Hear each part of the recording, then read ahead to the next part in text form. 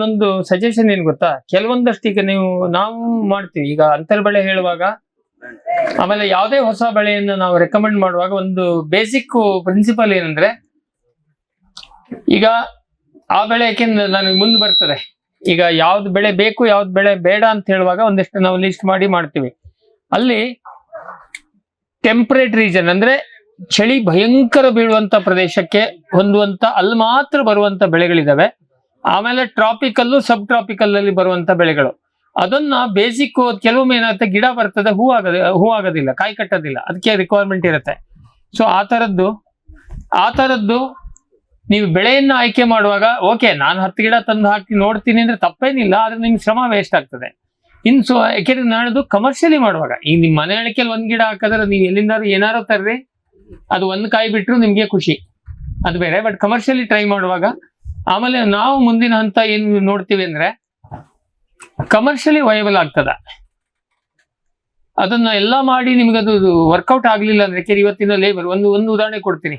ಈ ಸಣ್ಣ ಮೆಣಸು ಬರ್ತದೆ, ಗಾಂಧಾರಿ ಮೆಣಸು ಅಂತ ಹೇಳ್ತಾರೆ, ಅದನ್ನ ಕೆಲವರು ಪ್ರಯೋಗ ಮಾಡಿದ್ರು, ನಾವು ಎನ್ಕರೇಜ್ ಮಾಡಿದ್ವಿ.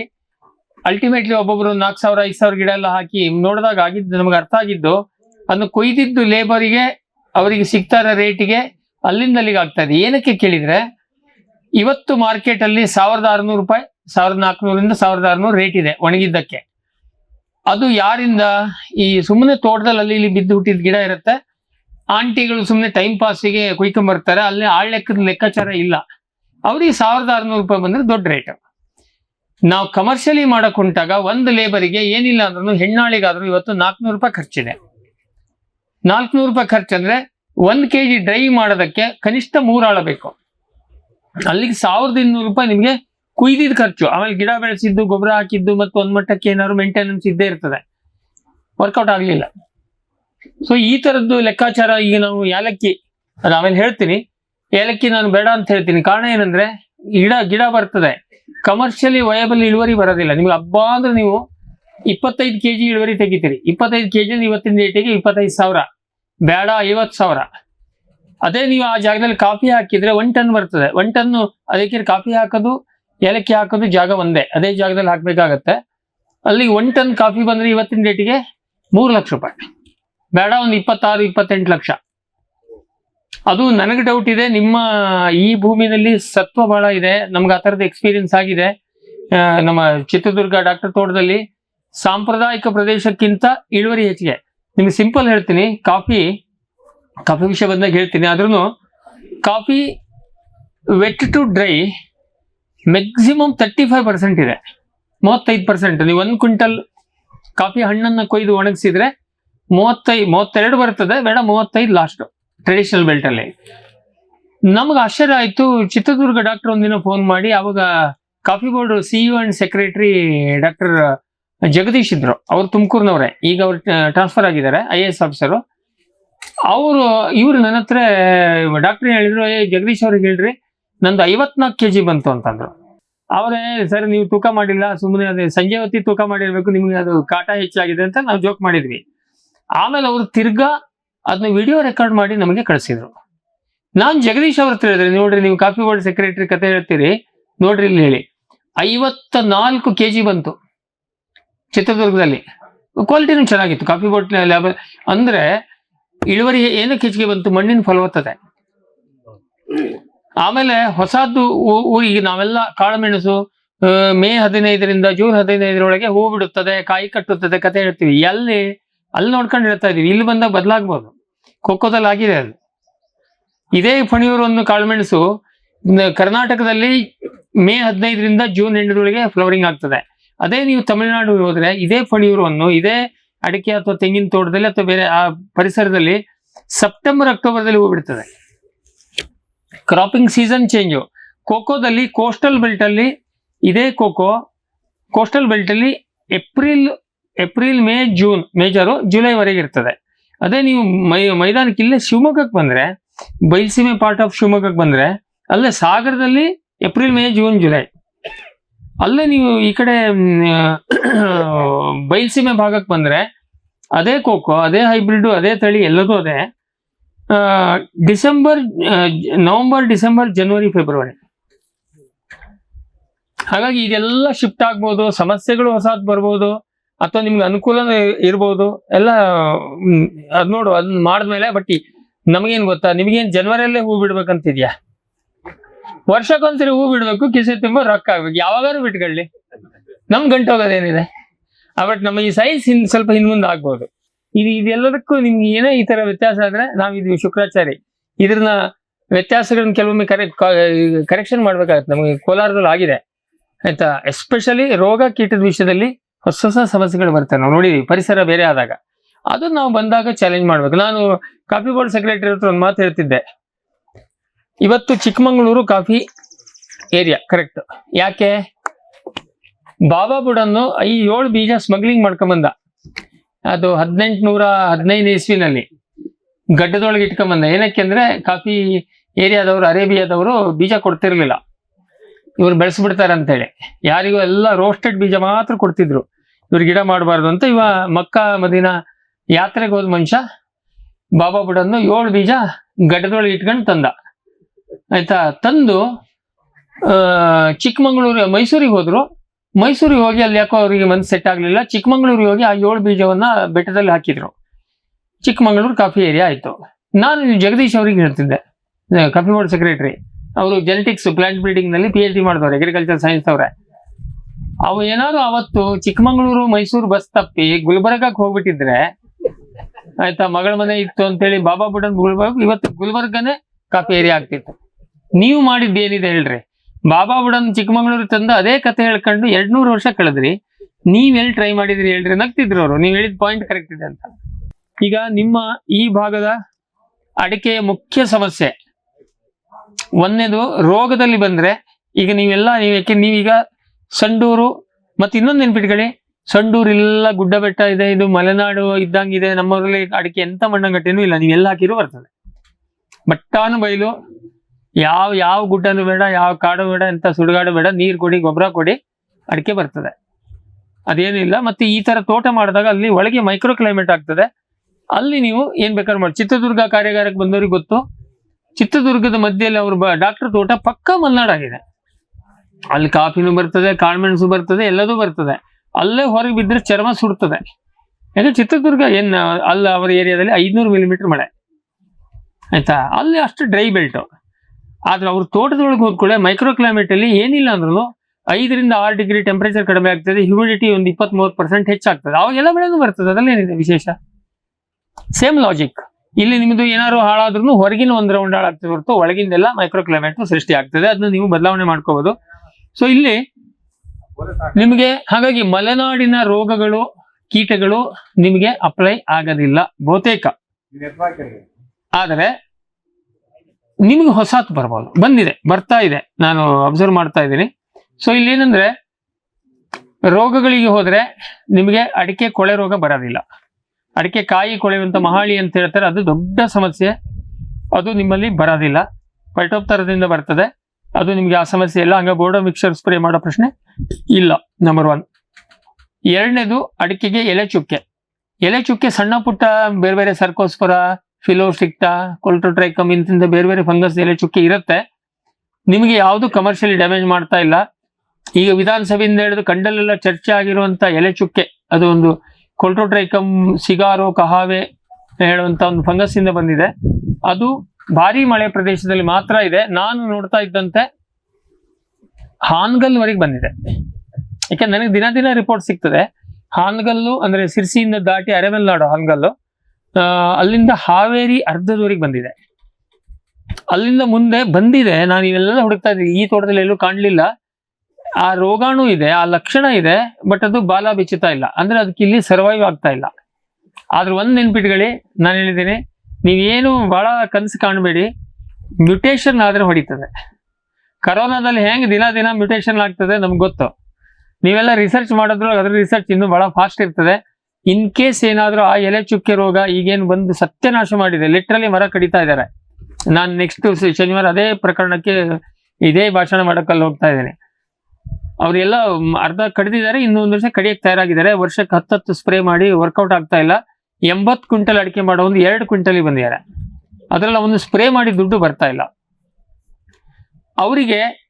ಅದೇ ರೋಗಾಣು ಏನಾದ್ರು ಅದು ಯಾವ ಕೆಮಿಕಲ್ ಬಗ್ತಾ ಇಲ್ಲ, ಅದೇನಾದ್ರು ಮ್ಯುಟೇಷನ್ ಆಗಿ ಬಯಲುಸೀಮೆಗೆ ಬಹಳ ಜಮೀನಿದೆ, ಅಡಿಕೆ ತೋಟ ನನಗೆ ಬೇಕಾದಷ್ಟಿದೆ, ಆದರೆ ಮುಗೀತ್ ಕತೆ.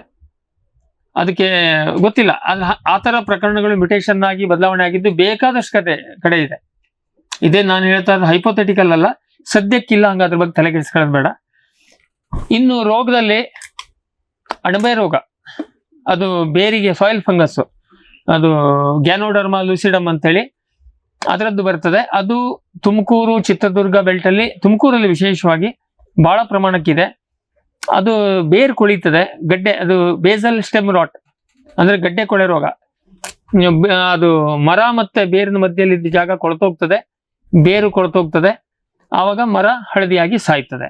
ಅದು ಸಾಮಾನ್ಯವಾಗಿ ಈ ತರ ಹೆವಿ ಸಾಯಿಲ್ ನಲ್ಲಿ, ನಿಗ್ಲೆಕ್ಟೆಡ್ ಗಾರ್ಡನ್ ನಲ್ಲಿ ಬರ್ತದೆ. ಚೆನ್ನಾಗಿ ಮೇಂಟೈನ್ ಮಾಡಿದ್ರೆ ಇದರಲ್ಲಿ ಬರೋದಿಲ್ಲ. ಹಾಗ ಅದನ್ನ ಮ್ಯಾನೇಜ್ ಮಾಡ್ಬೋದು. ಅದೇನು ನಿಮ್ಮಲ್ಲಿ ಸದ್ಯಕ್ಕೆ ಇರ್ಲಿಕ್ಕಿಲ್ಲ, ಇದ್ರೂ ಕೂಡ ಅದನ್ನ ಮ್ಯಾನೇಜ್ ಮಾಡ್ಬೋದು. ಅದಕ್ಕೆ ಈಗಲಿಂದ ನೀವೇನು ಮಾಡಬೇಕಾಗಿದ್ದಿಲ್ಲ, ತೋಟ ಕ್ಲೀನಾಗಿ ಇಟ್ಕೊಂಡ್ರೆ ಸಾಕಾಗ್ತದೆ. ಇನ್ನು ರೋಗ ಎಸ್ ನಿಮ್ಮಲ್ಲಿ ಬರುವಂತಹದ್ದು, ಇನ್ನು ಇದು ಸಿಂಗಾರ ಒಣಗೋದಂತ ಬರ್ತದೆ. ಅದು ಕೂಡ ನಿಮಗೆ ಕಮರ್ಷಿಯಲಿ ಆಗೋದಿಲ್ಲ. ಏನಕ್ಕೆ ಅಂದ್ರೆ ಅದಕ್ಕೆ ಹೈ ಫಾಗ್ ಬೇಕು, ಮಂಜು ಬೀಳ್ಬೇಕು. ಕೊಲ್ಟ್ರೋಟ್ರೈಕಮ್ ಗ್ಲಿಯೋಸ್ಪೊರೈಡ್ಸ್ ಅದು ಇದ್ರ ಮೇಲೆ, ಸಿಂಗಾರದ ಮೇಲೆ ನೀರಿನ ಹನಿಯ ಪದರ ಇದ್ರೆ ಮಾತ್ರ, ವಾಟರ್ ಫಿಲ್ಮ್ ಇದ್ರೆ ಮಾತ್ರ ಬರ್ತದೆ, ಇಲ್ಲಾಂದ್ರೆ ಬರೋದಿಲ್ಲ. ಹಾಗಾಗಿ ಅದು ಕೂಡ ನಿಮಗೆ ಬರ್ಲಿಕ್ಕಿಲ್ಲ. ಹಾಗಾಗಿ ಸಿಂಗಾರ ಒಣಗೋದೆಲ್ಲದು ಆ ರೋಗದಿಂದ ಅಲ್ಲ, ಜನ ತಪ್ಪು ತಿಳ್ಕೊಂಡಿದ್ದಾರೆ. ಈಗ ಕಂಡಿದ್ದೆಲ್ಲ ಸ್ಪ್ರೇ ಮಾಡ್ತಾ ಇದ್ದಾರೆ, ತಪ್ಪದು. ಸೊ ಅದು ನಿಮ್ಗೆ, ಹಾಗಾಗಿ ರೋಗದ ವಿಷಯದಲ್ಲಿ ನೀವು ಬಹಳ ತಲೆ ಕೆಡಿಸ್ಕೊಳ್ಳೋ ಅಗತ್ಯ ಇಲ್ಲ. ಆದರೆ ಕೀಟದಲ್ಲಿ ಮುಖ್ಯವಾಗಿ ನಾವು ಈ ಉತ್ತರ ಕರ್ನಾಟಕಕ್ಕೆ ಸೀಮಿತವಾಗಿ ನಾನು ನೋಡ್ತಾ ಇರೋದು, ಒಂದು ಶಾರ್ಟ್ ಹೋಲ್ ಬೋರರ್. ಅಡಿಕೆ ಮರದ ಬುಡದಿಂದ ಒಂದು 10 ಅಡಿವರೆಗೆ ಗಟ್ಟಿ ಮರಕ್ಕೆ, ಈ ಎಳೆ ಮರಕ್ಕೆ ಬರೋದಿಲ್ಲ, ಇನ್ನು ಗಟ್ಟಿ ವಯಸ್ಸಾದ ಮರಕ್ಕೆ ಬರುತ್ತೆ. ಸಾವಿರಾರು ಸಣ್ಣ ತೂತ ಬರ್ತದೆ. ದಾವಣಗೆರೆ, ಚಿತ್ರದುರ್ಗ, ತುಮಕೂರು ಬೆಲ್ಟಲ್ಲಿ ಬಹಳ ತೋಟಕ್ಕೆ ಬಂದಿದೆ. ಅದನ್ನು ಕೂಡ ಒಂದ್ ಮಟ್ಟಕ್ಕೆ ನಿಗ್ಲೆಕ್ಟೆಡ್ ಗಾರ್ಡನ್ ನಲ್ಲಿ ಬರ್ತದೆ. ಅದು ಕಂಟ್ರೋಲ್ ಕಷ್ಟ. ಅದು ಸಣ್ಣ ತೂತ ಬಂದು, ಅದೊಂದು ಎಂಬ್ರೋಸಿಯಾ ಬೀಟ್ಲ್ ಅಂತೇಳಿ ಒಂದು ಸಣ್ಣ ಹುಳ, ದುಂಬಿ ಸಣ್ಣ ದುಂಬಿ, ಒಂದು ಸಣ್ಣ ಸೂಜಿ ಪಾಸ್ ಮಾಡುವಂತದ್ದು ಕೊರಿತದೆ. ಆ ಇದರಲ್ಲಿ ಕೊರೆದು ಒಳಗೆ ಮೊಟ್ಟೆ ಇಡ್ತದೆ, ಒಂದು ಎಂಬ್ರೋಸಿಯಾ ಹೇಳುವಂತ ಫಂಗಸ್ ಅನ್ನು ಬೆಳೆಸ್ತದೆ, ಒಳಗಿನ ತಿರುಳು ಕೊಳ್ತು ಅಡಿಕೆ ಮರ ಸಾಯ್ತದೆ. ಅದು ಕಂಟ್ರೋಲ್ ಮಾಡೋದು ಕಷ್ಟ. ಆದ್ರೆ ಅದನ್ನ ನೀವು ಮೊದಲಿಂದ ಗಮನದಲ್ಲಿ ಇಡಬೇಕು, ಮೈ ಮರಿಬಾರದು. ಆ ಥರ ಲಕ್ಷಣ ಏನಾದ್ರು ಕಂಡ್ರೆ ತಕ್ಷಣ ಅದು ಕ್ರಮ ತಗೊಂಡ್ರೆ ಅದನ್ನ ಕಂಟ್ರೋಲ್ ಮಾಡ್ಬೋದು. ಅಂತ ಪ್ರಾಬ್ಲಮ್ಯಾಟಿಕ್ ಆಗ್ಲಿಕ್ಕಿಲ್ಲ. ಇನ್ನೊಂದು ತೀರಾ ಲೇಟೆಸ್ಟ್ ಆಗಿ ಇವತ್ತಾರೋ ತೋರಿಸಿದ್ರು, ಕಣ್ಣೀರು ಸುರಿದಂಗೆ ರಸ ಸೋರ್ತದೆ. ಅದೊಂದು ಹೊಸ ಹುಳ, ಎಲ್ಲ ಇಡೀ ಕರ್ನಾಟಕದಲ್ಲಿ ಬಿದ್ದಿದೆ. ನನಗಿಲ್ಲಿ ಹೂವಿನಡಗಲಿ, ಕೊಪ್ಪಳ, ಆ ಬೆಲ್ಟಲ್ಲಿ ಸುಮಾರು ನನಗೆ ಆ ಥರದ್ದು ಇದು ಬಂದಿದೆ. ಅದೊಂದು ಜಾತಿ ಬೇರೆ ಹುಳ. ಒಂದು ಮರಕ್ಕೆ 1, 2, 4, 10 ತೂತದವರೆಗೆ ನಾನು ನೋಡಿದ್ದೀನಿ. ತೂತ ಕೊರ್ಕೊಂಡು ಹುಳ ಒಳಗೋಗ್ತದೆ, ಅಲ್ಲಿ ರಸ ಸೋರ್ತದೆ, ಅಂಟು ಆಗಿ ಕಟ್ಕೊಂಡು ನಿಲ್ತದೆ. ಸೊ ಅದೇನು ಕೇಳಿದ್ರೆ ಅದಕ್ಕೆ ಟ್ರೀಟ್ಮೆಂಟ್ ಇದೆ, ಅಲಕ್ಷ್ಯ ಮಾಡಬೇಡಿ. ಮಾಡಿದ್ರೆ ಅದು ಗಿಡ ಸತ್ತೋಗ್ತದೆ, ಅದು ಮತ್ತೆ ಇಡೀ ತೋಟಕ್ಕೆ ಹರಡ್ತದೆ. ಹಾಗಾಗಿ ಅದು ಅಂತ ಮಹತ್ವದ್ದಲ್ಲ, ನಾನು ನೋಡಿದಂತೆ ಅಷ್ಟೇನು ವ್ಯಾಪಕವಾಗಿ ಬಂದಿಲ್ಲ. ಬಟ್ ನಿಮ್ಗೆ ಎಲ್ಲದಕ್ಕಿಂತ ಮಹತ್ವ ಆಗಿದ್ದು, ಈಗ ಅದು ಕಪ್ಪುದು ಈಗ ಅಲ್ಲಿ ಇಲ್ಲಿಂದ ಕಾಣೋದಿಲ್ಲ, ಅದನ್ನ ಎಲ್ಲರೂ ನೋಡಿದಿರಿ. ಕಪ್ಪುದು ಚುಕ್ಕ ತರ ಎಲ್ಲ ಕಡೆ ಕೂತಿರುತ್ತೆ ಎಳೆ ಭಾಗದಲ್ಲಿ. ಅದ್ರ ಮೇಲೆ ಬಿಳೆ ತುಪ್ಪಳದ ತರ ಇರುತ್ತೆ. ಅದಿದ್ದಲ್ಲಿ ಇರುವೆ ಓಡಾಡ್ತವೆ, ಕೆಂಜಿಗ ಇರ್ಬೋದು, ಬೇರೆ ಬೇರೆ ಇರುವೆಗಳು. ಆ ಇರುವೆಗಳು ಇದ್ದು ಒಂದ್ ಮರದಿಂದ ಒಂದ್ ಮರಕ್ಕೆ ಅವರನ್ನು ಹೊತ್ಕೊಂಡು ಹೋಗಿ ಬಿಡ್ತವೆ. ಏನಕ್ಕೆ ಬಿಡ್ತವೆ ಕೇಳಿದ್ರೆ, ಅದ್ರ ಮೈ ಮೇಲೆ ಸಕ್ಕರೆ ಬರ್ತದೆ. ಓಕೆ ದೋಸ್ತಿ, ಇವು ತಗೊಂಡೋಗಿ ಎಲ್ಲ ಹೊಸ ಮರಕ್ಕೆ ದಾಟಿಸ್ತವೆ. ಅಂದಾಕ್ಷಣ ನೀವು ಕೀಟನಾಶಕ ಹೊಡೆದು ಇರುವೆ ಸಾಯಿಸಿ ಆಗ ಕೆಲಸ ಅಲ್ಲ. ಅದ್ ನಾನು ನಿಮ್ಗೆ ಲಾಜಿಕ್ ಹೇಳಿದೆ, ಇರುವೆ ಬಹಳ ಓಡಾಡ್ತಾ ಇದೆ ಅಂದ್ರೆ ಬಂತು ನಿಮ್ ತೋಟಕ್ಕೆ ಅಂತ ಅರ್ಥ. ಅದು ಸಕ್ಕರೆಯನ್ನು ಬಿಡುಗಡೆ ಮಾಡಿದ್ದನ್ನು ಇರುವೆ ತಿಂತದೆ, ಅದಕ್ಕೆ ದೋಸ್ತಿ. ಅದು ರಸ ಹೀರ್ತದೆ. ಹಂಗೆ ನೇರವಾಗಿ ಇದು ಮೈನರ್ ಪೆಸ್ಟ್ ಇತ್ತು ಇವತ್ತಿನವರೆಗೆ, ಈ ವರ್ಷದವರೆಗೆ. ನಮ್ಮ ಟಿವಿ ಶುರುವಾಗಿ ಈಗ 5ನೇ ವರ್ಷ, ಇವತ್ತಿನವರೆಗೆ ನಮಗೆ ಅದು ಮೇಜರ್ ಪೆಸ್ಟ್ ಆಗಿ ಎಲ್ಲಿಂದನೂ ಸ್ಪೆಸಿಮೆನ್ಸ್ ಬರ್ತಿರ್ಲಿಲ್ಲ. ಅದಕ್ಕೆ ಸಾಫ್ಟ್ ಸ್ಕೇಲ್ ಅಂತ ಹೇಳ್ತೀವಿ, ಕನ್ನಡದಲ್ಲಿ ಏನೋ ಗೊತ್ತಿಲ್ಲ. ಮೈ ಮೇಲಿಂದು ಕವಚದಿಂದಾಗಿ ಯಾವುದೇ ಕೆಮಿಕಲ್ಗೆ ಬಗ್ತಾ ಇಲ್ಲ. ಮತ್ತೆ ನಾವು ನೋಡಿದಂತೆ ಈ ಬಯಲುಸೀಮೆ ಪಾರ್ಟ್ ಅಲ್ಲಿ ಇಂಡಿಸ್ಕ್ರಿಮಿನೇಟ್ ಆಗಿ ನೀವು ಅದು ಖಂಡಿತವಾಗಿ ಬಯಲುಸೀಮೆ ರೈತರು ತೋಟ ಹಾಳು ಮಾಡ್ಕೊಂಡ್ರೆ ಇದೇ ಕಾರಣಕ್ಕೆ ಮನ್ಸಿ ಬಂದಿದ್ದೆಲ್ಲ ಹೊಡೆಯೋದು. ಎಣ್ಣೆ ಹೊಡೆದಿಲ್ಲ ಅಂದ್ರೆ ಸಮಾಧಾನನೇ ಇಲ್ಲ. ನನಗೆ ಕಾಫಿ ಬಗ್ಗೆ ನನಗೆ ಟ್ರೆಡಿಷನಲ್ ಬೆಲ್ಟ್ ನ ರೈತರು ನನಗೆ ಸಾಕಷ್ಟು ನನಗೆ ಬೆಣ್ಣೆತ್ತಿದ್ದಾರೆ. ನೀವೇನೋ ಇಲ್ಲಿ ಕುತ್ಕೊಂಡು ಕತೆ ಹೇಳಿ ಕಂಡವ್ರ ಹತ್ರ ಕಾಫಿ ಹಾಕಿಸ್ತೀರಿ, ದಾವಣಗೆರೆನ ಚಿತ್ರದುರ್ಗನ ಕಂಡಲ್ಲೆಲ್ಲ ಹಾಕಿಸ್ತೀರಿ, ಅವರಿಗೆ ಕೆಮಿಕಲ್ ಸ್ಪ್ರೇ ಮಾಡಿಲ್ಲ ಅಂದ್ರೆ ತಿಂದಿದ್ದ ಅನ್ನ ಕರಗೋದಿಲ್ಲ. ಕಾಫಿ ಪೂರ್ತಿ ಎಕ್ಸ್ಪೋರ್ಟ್ಸು, ಅಲ್ಲಲ್ಲಿ ಇಂಪ್ಯೂರಿಟೀಸ್ ಬಂದ್ರೆ ಇಡೀ ಇಂಡಿಯಾದ ಕಾಫಿ ಬ್ರ್ಯಾಂಡೇ ಬಿದ್ದೋಗ್ತದೆ ಅಂತ ಅವ್ರು ಹೇಳಿದ್ ನಿಜ ಇದೆ. ನಾನು ಅವರಿಗೆ ಹೆದರ್ಸಕ್ಕೆ ನಿಮ್ ತಂಟೆಗೆ ಬರೋದಿಲ್ಲ, ನಾವು ಗೋಲ್ ಗುಂಬಜ್ ಬ್ರ್ಯಾಂಡ್ ಅಲ್ಲಿ ಕಾಫಿ ಎಕ್ಸ್ಪೋರ್ಟ್ ಮಾಡ್ತೀವಿ, ನಾವೇ ಫಾರ್ಮ್ ಟಿವಿ, ನಮ್ಮ ಜೊತೆಗೆ ಮನೋಹರ್ ವಸ್ಕಿ ಅವರು ಇದ್ದಾರೆ, ಇದೆ ನಮ್ದೇ ಸೇಮ್ ಮೆಂಟಾಲಿಟಿ ಮ್ಯಾಚಿಂಗು. ನಮ್ಮ ಸುಕೋ ಬ್ಯಾಂಕ್ ಅಧ್ಯಕ್ಷರು ಮನೋಹರ್ ವಸ್ಕಿ ಅವರು, ಅವರು ರೊಕ್ಕ ಕೊಡ್ತಾರೆ, ನಾನು ನೆಟ್ವರ್ಕ್ ಮಾಡ್ತೀನಿ, ಗೋಲ್ ಗುಂಬಜ್ ಬ್ರ್ಯಾಂಡ್ ಅಲ್ಲಿ ಎಕ್ಸ್ಪೋರ್ಟ್ ಮಾಡ್ತೀವಿ ಅಂತ ಹೆದರ್ಸಿದ್ದೀನಿ ಅವರಿಗೆ. ಬಟ್ ಅವ್ರು ಹೇಳಿದ್ದು ವಿಷಯ ಕರೆಕ್ಟ್ ಇದೆ. ಹಾಗಾಗಿ ಕೀಟನಾಶಕ ಮನ್ಸಿ ಬಂದಂಗೆಲ್ಲ ಹೊಡೆದು ಅದಕ್ಕೆ ತಲೆಬುಡ ಇಲ್ದೇನೆ ಏನ್ ನನ್ಗೆ ಬರಬೇಕು, ಯಾರು ಸರಿಯಾದ ಮೂಲ ಕೇಳೋದಿಲ್ಲ, ಹೇಳದವನ್ನ ಯೋಗ್ಯತೆ ಏನೋ ಗೊತ್ತಿಲ್ಲ, ಯೂಟ್ಯೂಬ್ ನಲ್ಲಿ ಹೇಳೋದು ಇವ್ರು ಮಾಡೋದು ಮನ್ಸಿ ಬಂದಿದ್ದು. ಅದರಿಂದಾಗಿ ಹೆಚ್ಚಾಗಿದೆ. ಯಾಕೆಂದ್ರೆ ಅದರದ್ದು ನೈಸರ್ಗಿಕವಾದ ಶತ್ರುಗಳು ಇದಕ್ಕೆ ನಿಮ್ಮಲ್ಲಿ ಮೇಜರ್ ಪ್ರಾಬ್ಲಮ್. ನನಗೆ ಬಂದಷ್ಟು ಫೋಟೋಗಳಿದೆ, ಇವತ್ತು ಒಂದು 10 ಜನ ತೋರಿಸಿದ್ರು. ಅದು ಮತ್ತೆ ನೆನ್ಪಿಟ್ಕೊಳ್ಳಿ, ನಾವು ನೋಡಿದಂತೆ ಎಸಿಫೇಟಿಗೆ ಕಂಟ್ರೋಲ್ ಆಗ್ತಾ ಇಲ್ಲ, ಇಮಿಡಾಗ್ಲೋಪಿಡ್ಗೆ ಕಂಟ್ರೋಲ್ ಆಗ್ತಾ ಇಲ್ಲ, ಥಯಾಮಿಥಾಕ್ಸಾಮಿಗೆ ಕಂಟ್ರೋಲ್ ಆಗ್ತಾ ಇಲ್ಲ. ಇನ್ನೇನಿದೆ ನಿಮ್ಮ ಹತ್ರ? ಇನ್ನೊಂದು 25 ಬೇಡ, ಇನ್ನೊಂದು 100 ಬ್ರ್ಯಾಂಡ್ ಇದೆ, ಒಂದೊಂದು ಟ್ರೈ ಮಾಡ್ಬೋದು. ಆದ್ರ ಕಡೆ ನಮ್ಮ ಎಂಟಮಾಲಜಿಸ್ಟ್ ಹತ್ರ ಡಾಕ್ಟರ್ ರಾಮೇಗೌಡ ಅಂತೇಳಿ ಹಾರ್ಟಿಕಲ್ಚರ್ ಯೂನಿವರ್ಸಿಟಿ ಬಾಗಲಕೋಟೆ ಅವರು ಮೈಸೂರಲ್ಲಿ ಕೆಲಸ ಮಾಡ್ತಾರೆ, ಬೆಸ್ಟ್ ಎಂಟಮಾಲಜಿಸ್ಟ್ ಅವರು. ಇಲ್ಲ ರಾಜು ತೆಗ್ಗಳ್ಳಿ ಅಂತೇಳಿ ಇಲ್ಲಿ ಇದು ಗುಲ್ಬರ್ಗ, ಅವ್ರ ಹತ್ರ ನಾ ಡಿಸ್ಕಸ್ ಮಾಡಿದಾಗ ಅವ್ರೇನಿದ್ರು ಕೆಮಿಕಲ್ಸ್ ಇದೆ ಸಾಕು, ಬೇರೆ ಬೇಡ. ಆದ್ರೆ ಅದಕ್ಕೆ ಈಗ ನಿಮ್ಗೆ ಎಲ್ಲರಿಗೂ ಕೂಡಿಸಿ ಹೇಳ್ಬಿಡ್ತೀನಿ, ಇದಕ್ಕೆ ಸೋಪಿನ ನೀರು ಏನಂದ್ರೆ ಅದು ನಾವು ಮೆಡಿಮಿಕ್ ಸೋಪ್ ಹೇಳ್ತೀವಿ, ಸ್ವಲ್ಪ ಅದರಲ್ಲಿ ಇದು ಹಾರ್ಡ್ನೆಸ್ ಕಡಿಮೆ ಇದೆಯಂತೆ, ನಂಗೇನು ಗೊತ್ತಿಲ್ಲ, ರಾಮೇಗೌಡರು ಹೇಳಿದ್ದು. ಒಂದು ಬೇರಲ್ಲಿಗೆ ಅಂದ್ರೆ 200 ಲೀಟರ್ ನೀರಿಗೆ 2 ಮೆಡಿಮಿಕ್ಸ್ ಸೋಪ್, 100 ಗ್ರಾಮಿಂದ 2 ಮೆಡಿಮಿಕ್ಸ್ ಸೋಪನ್ನ ಮುಂಚಿನ ದಿನ ರಾತ್ರಿ ನೆನೆಸಿರೋದು, ಅದು ಸೋಪಿನ ನೀರಾಗ್ತದೆ ಆಯ್ತಾ. ಅದನ್ನ ಸಂಜೆ ಹೊತ್ತಿಗೆ ಒಂದ್ಸರಿ ಸ್ಪ್ರೇ ಮಾಡ್ಕೊಂಬಾರದು ಇಡೀ ತೋಟಕ್ಕೆ, ಏನು ಕೆಮಿಕಲ್ಸ್ ಹಾಕದೇನೆ ಬರೀ ಸೋಪಿನ ನೀರನ್ನ ಸ್ಪ್ರೇ ಮಾಡೋದು. ಅದು ರಾತ್ರಿ ಹೊತ್ತಿಗೆ ಅದ್ರ ಮೈ ಮೇಲೆ ಇದ್ದಿದ್ದು ವ್ಯಾಕ್ಸ್ ಏನಿದೆ, ಮೇಣ ಎಲ್ಲ ಕರಗಿ ಲೂಸ್ ಆಗಿರ್ತದೆ. ಮರ್ದಿನ ಬೆಳಗ್ಗೆ ಎಸಿಫೇಟ್ ಹೊಡೆಯೋದು, ಆವಾಗ ವರ್ಕ್ ಆಗ್ತದೆ. ಎಸಿಫೇಟು 1 ಗ್ರಾಮು 1 ಲೀಟರ್ ನೀರಿಗೆ ಅಂದ್ರೆ 1 ಬ್ಯಾರಲ್ಲಿಗೆ 200 ಗ್ರಾಮು ಎಸಿಫೇಟು. ಇನ್ನು ತೀರಾ ಪ್ರಮಾಣಕ್ಕಿದ್ದ ತೋಟಗಳಲ್ಲಿ ಎಸಿಫೇಟ್ನ ಜೊತೆಗೆ ಪ್ರೊಫೆನೋಫಾಸು 2 ml, 1 ಗ್ರಾಮು ಎಸಿಫೇಟು ಇಷ್ಟ ಹಾಕಿ ಮರ್ದಿನ ಬೆಳಿಗ್ಗೆ ಹೊಡೆದ್ರೆ ಕಂಟ್ರೋಲಿಗೆ ಬರ್ತದೆ. ಅದು ಉದುರೋದಿಲ್ಲ, ಬಟ್ ಅಲ್ಲೇ ಹಿಡ್ಕೊಂಡು ಸತ್ತಿರ್ತದೆ ನಿಮ್ಗೆ. ಹಂಗಾರೆ ಅದು ಕಂಟ್ರೋಲಿಗೆ ಬಂತು. ಲಕ್ಷಣ ಹೆಂಗೆ ಅಂದ್ರೆ ಅದು ಇದು ಸಕ್ಕರೆ ಇಳಿಯೋದು ಸ್ಟಾಪ್ ಆಗ್ತದೆ, ಅದೇ ನೀರ್ ತರ ಕೆಳಗೆ ಬರೋ, ಆಮೇಲೆ ಇರುವೆ ಬರೋದು, ಓಡಾಟ ಎಲ್ಲ ಕಮ್ಮಿ ಆಗ್ತದೆ. ಸೊ ಇಷ್ಟು ಮಾಡಿ ಕಂಟ್ರೋಲಿಗೆ ತನ್ನಿ. ಇದನ್ನ ಮತ್ತೆ ರಿಪೀಟ್ ಮಾಡಬೇಡಿ. ಮಾಡಿದ್ರೆ ಇದು ಕಂಟ್ರೋಲ್ ತಪ್ಪಿದ್ರೆ ಮುಂದೊಂದು ದಿವಸ ಈಗೇನಾಗ್ತಾ ಇದೆ, ರಸ ಹೀರಿ ಅದು ಹೊಸದಾಗಿ ಬಂದ ಸಿಂಗಾರಗಳೆಲ್ಲ ಹಿಂಗಾಗಿ ಮುಡುಗಿ ಇದಾಗಿ ಕೊಟ್ಟೆ ಆಗಿ ಹೂ ಉದುರೋಗ್ತದೆ.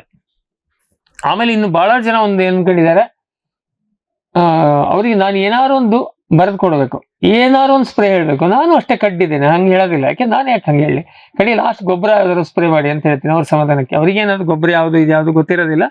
ಹೊಡೀರಿ 19 ಒಂದು 5 ಗ್ರಾಮು, ಮೈಕ್ರೋ ನ್ಯೂಟ್ರೆಂಟ್ 5 ಗ್ರಾಮು, ನುವಾಲ್ಗಿ 1 ml ಹಾಕಿ ಹೊಡೀರಿ ಅಂತ ಅವ್ರ ಸಮಾಧಾನಕ್ಕೆ. ಅದು 1 3 ಸರಿ ಹೊಡೆದ್ರೆ ಕಳ್ಕೊಳಕ್ಕೆ ಏನಿಲ್ಲ. ಸೊ ಇಲ್ಲಿ ಏನಾಗುತ್ತೆ ಕೇಳಿದ್ರೆ ಇದನ್ನ ರಿಪೀಟ್ ಮಾಡೋದು ಬೇಡ. ಸೊ ಇಲ್ಲಿ ಒಂದು ತೀರಾ ಸಣ್ಣ 3 ವರ್ಷ 4 ವರ್ಷದ್ದು ಇದಿದ್ದಾಗ, ನೀನು ಗಿಡ ಇದ್ದಾಗ ಬಂಜೆ ಸಿಂಗಾರ ಬರುತ್ತೆ. ಈಗ ಬಹಳಷ್ಟು ಜನ ಕೇಳ್ತಾ ಇದಾರೆ, ಅದು ಮೇಲಿನ ಹೊಂಬಾಳೆ ಓಪನ್ ಆಗೋದಿಲ್ಲ, ನಾವು ಅದನ್ನ ಹೋಗಿ ಟೊಪ್ಪಿ ತೆಗೆದ್ವಿ, ಅದು ಒಳಗೆಲ್ಲ ಎಳೆತಿತ್ತು ಅಂತ. ಈಗ 9 ತಿಂಗಳಿಗೆ ಮಗು ಹುಟ್ಟೋದು 8ನೇ ತಿಂಗಳಿಗೆ ಹುಟ್ಟಿದ್ರೆ ಆ 1 ತಿಂಗಳವನ್ನ ಕಂಪೆನ್ಸೇಟ್ ಮಾಡೋದಕ್ಕೆ ICUದಲ್ಲಿ ಇಡ್ತಾರೆ, ಇನ್ಕ್ಯುಬೇಟರ್ ನಲ್ಲಿ ಇಡ್ತಾರೆ. ಏನಕ್ಕೆ ಅಂದ್ರೆ ಚರ್ಮ ಗಟ್ಟಿ ಆಗಿರೋದಿಲ್ಲ, ಕಣ್ಣು ಪೂರ್ತಿ ಬೆಳೆದಿರೋದಿಲ್ಲ, ಕಿವಿ ಬೆಳೆದಿರೋದಿಲ್ಲ, ಸೇಮ್ ಕೇಸ್ ಆಗ್ತದೆ. ನೀವು ಒತ್ತಾಯಪೂರ್ವಕ ತೆಗಿಬಾರ್ದು. ಹಂಗಾರೆ ಅದು ಯಾಕೆ ಹಿಡ್ಕೊಂಡು ಕೂತ್ಕೊಂಡು ಅಂದ್ರೆ ಸಿಂಗಾರ ಒಳಗೆ ಬಂಜೆ ಆಗಿದೆ. ಸಿಂಗಾರ ಜೀವಂತ ಇದ್ದು ಬೆಳೀತಾ ಇದ್ರೆ ಅದರ ಪ್ರೆಷರಿಗೆ ಅದು ಹೊಡಿತದೆ, ಅದು ನ್ಯಾಚುರಲ್ ಪ್ರೊಸೆಸ್. ಡೆಲಿವರಿಗೆ 9 ತಿಂಗಳಾದ ಕೂಡ ಬೇಡ ಅಂದ್ರೂ ಡೆಲಿವರಿ ಪೇನ್ ಬರ್ತದೆ, ಡೆಲಿವರಿ ಆಗ್ತದೆ, ಡಾಕ್ಟರ್ ಇರಲಿ ಬಿಡ್ಲಿ ಆಗ್ತದೆ. ಹೊರತು ನೀವಾಗಿ ಸಿಸೇರಿಯನ್ ಮಾಡಕ್ಕೆ ಹೋಗ್ಬಾರ್ದು. ಅದು ಏನಕ್ಕೆ ಓಪನ್ ಆಗ್ಲಿಲ್ಲ ಅಂದ್ರೆ ಅದು ಒಳಗೆ ಸತ್ತಿದೆ ಅಂತ ಅರ್ಥ. ಅದು ನೀವು ತೆಗೆದು ನೋಡಿ ಒಳಗೆ ಹುಳ ಇರ್ತದೆ. ಹುಳ ಇರ್ತದೆ, ಎಲ್ಲ ರೋಗ ಆಗಿರ್ತದೆ, ಅದನ್ನ ಜಸ್ಟ್ ಫಾರ್ಗೆಟ್. ಇನ್ನೊಂದು ಸಮಸ್ಯೆ ನಾವು ನೋಡಿದ್ದೇನೆಂದ್ರೆ ಪೋಷಕಾಂಶಗಳ ಅಸಮತೋಲನದಲ್ಲಿ ಈ ಸಮಸ್ಯೆ ಸುಮಾರು ಕಡೆ ಬಂದಿದೆ, ವಿಶೇಷವಾಗಿ ನಾನ್ ಟ್ರೆಡಿಷನಲ್ ಬೆಲ್ಟ್ ಅಲ್ಲಿ ಬಂದಿದೆ. ಅಂದ್ರೆ ಇದೆಲ್ಲ ಸಾಮಾನ್ಯವಾಗಿ ಫಿಸಿಯಾಲಜಿಕಲ್ ಸ್ಟ್ರೆಸ್ ನಮ್ಮ ಭಾಷೆನಲ್ಲಿ, ಅಂದ್ರೆ ಸಸ್ಯ ಶಾರೀರಿಕ ಒತ್ತಡ. ಅದು ಹಲವಾರು ಕಾರಣದಿಂದ ಗೊಬ್ಬರದ, ಸಾಮಾನ್ಯವಾಗಿ ಈ ತರ ಪ್ರಕರಣಗಳಲ್ಲಿ ಗೊಬ್ಬರ ಎಡವಟ್ಟು ಕೊಟ್ಟಿರ್ತಾರೆ. ನಾನು ಅದಕ್ಕೆ ಫಸ್ಟ್ ಕೇಳಿದು ಎಂತ ಗೊಬ್ಬರ ಕೊಟ್ರಿ ಇರ್ತದೆ, ಇದು ಇದೇ ಪ್ರಕರಣ ಅಂತೇಳಿ ಅವ ಸಿಕ್ಕಳ್ತಾನೆ. ಗೊಬ್ಬರ ಕೊಟ್ಟಿದ್ದು 10, 26 ಕೊಟ್ಟೆ ಅಂತ ಸಿಕ್ಕದ. ಹಾಗಾಗಿ ಇಲ್ಲಿ ಬಹುತೇಕ ಸಂದರ್ಭದಲ್ಲಿ ನೀವು ಎಲ್ಲದಕ್ಕೂ ಹಿಂಗ್ ಸ್ಪ್ರೇ ಹೊಡೆದು ಕಂಟ್ರೋಲ್ ಆಗ್ತದೆ ಹೇಳೋದು ತಪ್ಪು. ಫಸ್ಟ್ ನೀವು ತಿಪ್ಪೆ ಗೊಬ್ಬರ ಕೊಟ್ರ, ಆಮೇಲೆ ಅದನ್ನ ಹೇಳ್ಬಿಡ್ತೀನಿ, ತಿಪ್ಪೆ ಗೊಬ್ಬರ 15 ಈ ತರದ್ದು ಇದಕ್ಕೆ ಮಿನಿಮಮ್ 15 kg ಕೊಡಬೇಕು. ಅಂದ್ರೆ ಸುಮಾರು ಮತ್ತೆ ಪ್ರತಿ ವರ್ಷ ಕೊಡಬೇಕು. ನಾವು ವರ್ಷ ಬಿಟ್ಟು ವರ್ಷ ನೀವು ನಿಮ್ಮ ಹತ್ರ ಕೊಡಕ್ಕಷ್ಟು ಇಲ್ಲ ಗೊಬ್ಬರ ಅಂದ್ರೆ ಎಲ್ಲಿಂದಾರು ತನ್ನಿ, ಅಥವಾ ಕೊಡೋದನ್ನೇ ಪಾಲ್ ಮಾಡಿ ಕೊಡಿ. ಇವಾಗ ಪ್ರತಿ ವರ್ಷ ಕೊಡೋದು ಬಹಳ ಕೌಂಟ್ ಆಗ್ತದೆ. ನಾವು ಇದನ್ನ ಬಹಳ ಕಡೆ ನೋಡಿದೀವಿ. ನಂಬರ್ 1.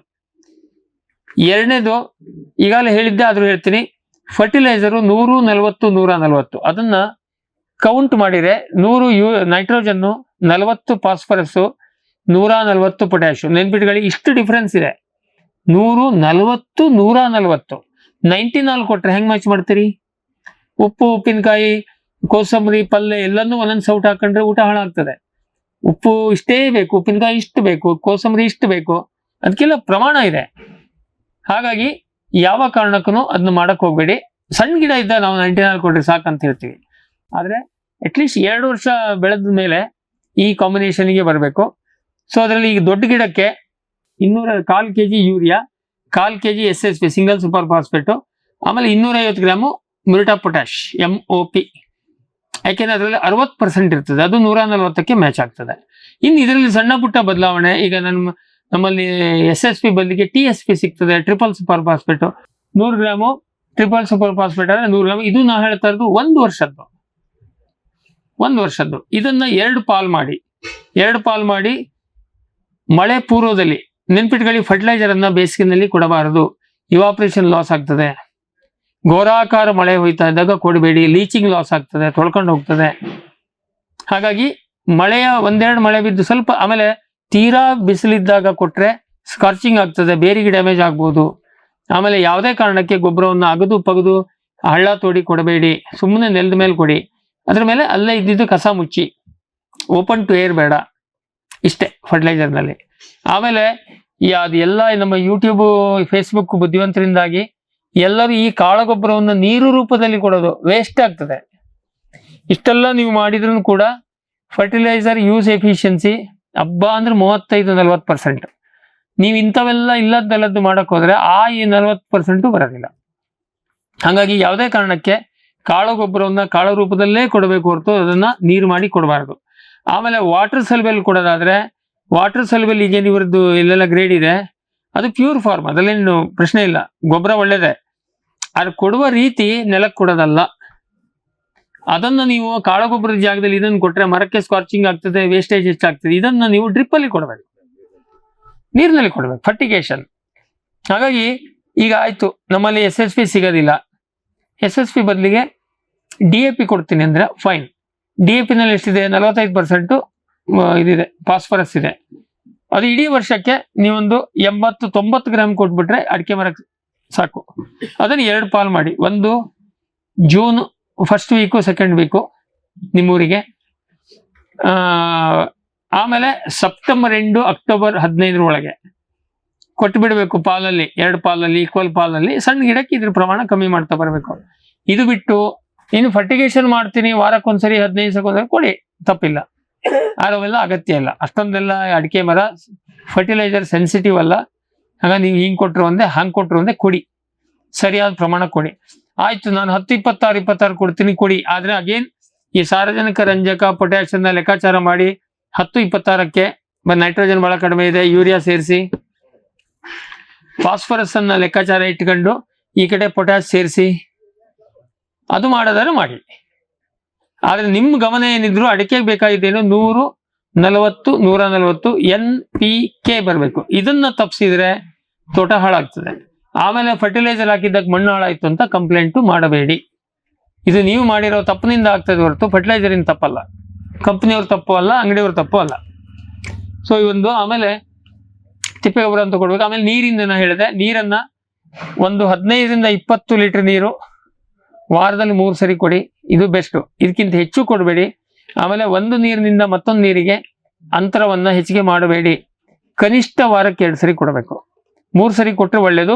ಇನ್ನೂ ಡ್ರಿಪ್ ಆಪರೇಟ್ ಮಾಡ್ತೀನಿ, ಆಟೋಮೇಷನ್ ಮಾಡ್ತೀನಿ, ದಿನಾನು ಕೊಡ್ತೀನಿ ಅಂದ್ರೆ ಇನ್ನೂ ಬೆಸ್ಟ್. ಈ ತರ ಮರಗಳಿಗೆ ದಿನಾನು ಕೊಡಿದ್ರೆ 10 ಲೀಟರ್ ಕೊಟ್ರೆ ಬಂಗಾರ, ನಿಮಗದು ಇಳುವರಿಯಲ್ಲಿ ಕೂಡಿ ಬರ್ತದೆ. ಆಯ್ತಾ? ಗೊಬ್ಬರದ್ದು ಬಹುಶಃ ಸಾಕು ಅಂತ ಅನ್ಕೋತೀನಿ. ಇನ್ನೇನಾರ ಇದರಲ್ಲಿ ನೋಡುವ. ಈಗ ಓಕೆ, ಸಮಸ್ಯೆಗಳು ಅಲ್ಲಿಗೆ ನಿಂತು ಎಲ್ಲೆಲ್ಲ ಡೈವರ್ಷನ್ ಆಯ್ತು. ಸೊ ಸಮಸ್ಯೆಗಳಲ್ಲಿ ರೋಗದ್ದು ಹೇಳಿದೆ, ಕೀಟದ್ದು ಹೇಳಿದೆ. ಕೀಟದ್ದು ಇದೊಂದು ಮೇಜರ್ ಸಮಸ್ಯೆ, ಅದನ್ನು ಅಷ್ಟು ಮಾಡಿ ಸ್ಪ್ರೇ ಮಾಡಿ ಕಂಟ್ರೋಲ್ ತಂದಿ. ಆಮೇಲೆ ಇವ್ರು ಹೇಳ್ದಂಗೆ ಬೇವಿನ ಹಿಂಡಿ ಹಾಕಿದ್ರೆ ಒಟ್ಟಾರೆ ಗಿಡದ ರೋಗ ನಿರೋಧಕ ಶಕ್ತಿ ಹೆಚ್ಚಾಗ್ತದೆ. ಬಟ್ ನಾನು ಹೆಚ್ಚಿಗೆ ರೆಕಮೆಂಡ್ ಮಾಡೋದಿಲ್ಲ, ಏನಕ್ಕೆ ಕಾಸ್ಟ್ಲಿ ಆಗ್ತದೆ ಅದು. ನೀವು 1 kg ಬೇವಿನ ಹಿಂಡಿ ಹಾಕೋದು ಆಯ್ತಾ 40-45 ರೂಪಾಯಿ ಆಗ್ತದೆ. ಒಳ್ಳೆ ಪ್ರಾಮಾಣಿಕ ಬೇವಿನ ಹಿಂಡಿ 40-45 ರೂಪಾಯಿ ಆಗ್ತದೆ. ಆ ದುಡ್ಡಿನಲ್ಲಿ ನೀವು 10-15 kg ಕಾಂಪೋಸ್ಟ್ ಕೊಡ್ಬೋದು. ಆಗ ನಾನು ಇನ್ನು ನಿರ್ದಿಷ್ಟ ಈ ಕಾಳುಮೆಣಸು ಹಾಕಿದಾಗ ಬೇವಿನ ಹಿಂಡಿ ಕೊಡಿ ಅಂತ ಹೇಳ್ತೀವಿ. ಬೇವಿನ ಹಿಂಡಿ ಕೊಡೋದ್ರೆ ಹೆಚ್ಚಿಗೆ ಕೊಡಬೇಡಿ, 250 ಗ್ರಾಮ್, ಅದಕ್ಕಿಂತ ಮೇಲೆ ಬೇಡ. ಏನಕ್ಕೆ ಅಂದ್ರೆ ಬೇವಿನ ಹಿಂಡಿ ಎಲ್ಲಾ ರೋಗಾಣುವನ್ನ ಜೊತೆಗೆ ಸೂಕ್ಷ್ಮಾಣು ಜೀವಿಗಳ ಬೆಳವಣಿಗೆಯನ್ನ ನಿಯಂತ್ರಣ ಮಾಡುತ್ತದೆ. ಅದಕ್ಕೆ ಟ್ರೈಕೋಡರ್ಮಾನು ಒಂದೇ, ಸಿರಾಟೋಸಿಸ್ಟಿಸ್ ಒಂದೇ, ಇನ್ನೊಂದು ಇದು ಒಂದೇ, ಪ್ಯಾಥೋಜನ್ ಒಂದೇ. ಆವಾಗ ನಿಮ್ಗೆ ಅಲ್ಲಿ ಬೇಕಾದ ಜೀವಾಣುನು ಬೆಳೆಯೋದಿಲ್ಲ. ಹೆಚ್ಚಂದ್ರೆ ಬೇವಿನ ಹಿಂಡಿ ಕೊಡೋದಾದ್ರೆ 1/4 kg ಮೇಲೆ ಕೊಡಬೇಡಿ. ಎಲ್ಲರದ್ದು ಅಂದ್ರೆ ನಾನು ಚೆನ್ನಾಗಿ ತೋಟ ಮಾಡ್ತೀನಿ ಅಂದ್ರೆ ನಾನು ಅದು ಕೊಟ್ಟೆ ಇದು ಕೊಟ್ಟೆ, NPK ಕೊಡೋದಿಲ್ಲ. ಎಮ್ಮೆಗೆ ಐಸ್ ಕ್ರೀಮು ಪಿಜ್ಜಾ ಬರ್ಗರ್ ಕೊಟ್ಟರು ಹುಲ್ಲು ಹಾಕ್ಲಿಲ್ಲ, ಎಮ್ಮೆ ಸತ್ತೋಯ್ತು. ಸಿಂಪಲ್, ಅದು ಮಾಡಬೇಡಿ. ಆಮೇಲೆ ಈಗ coming back to point, physiological stress, ಕೀಟದ್ದಾಯ್ತು ರೋಗದ್ದಾಯ್ತು.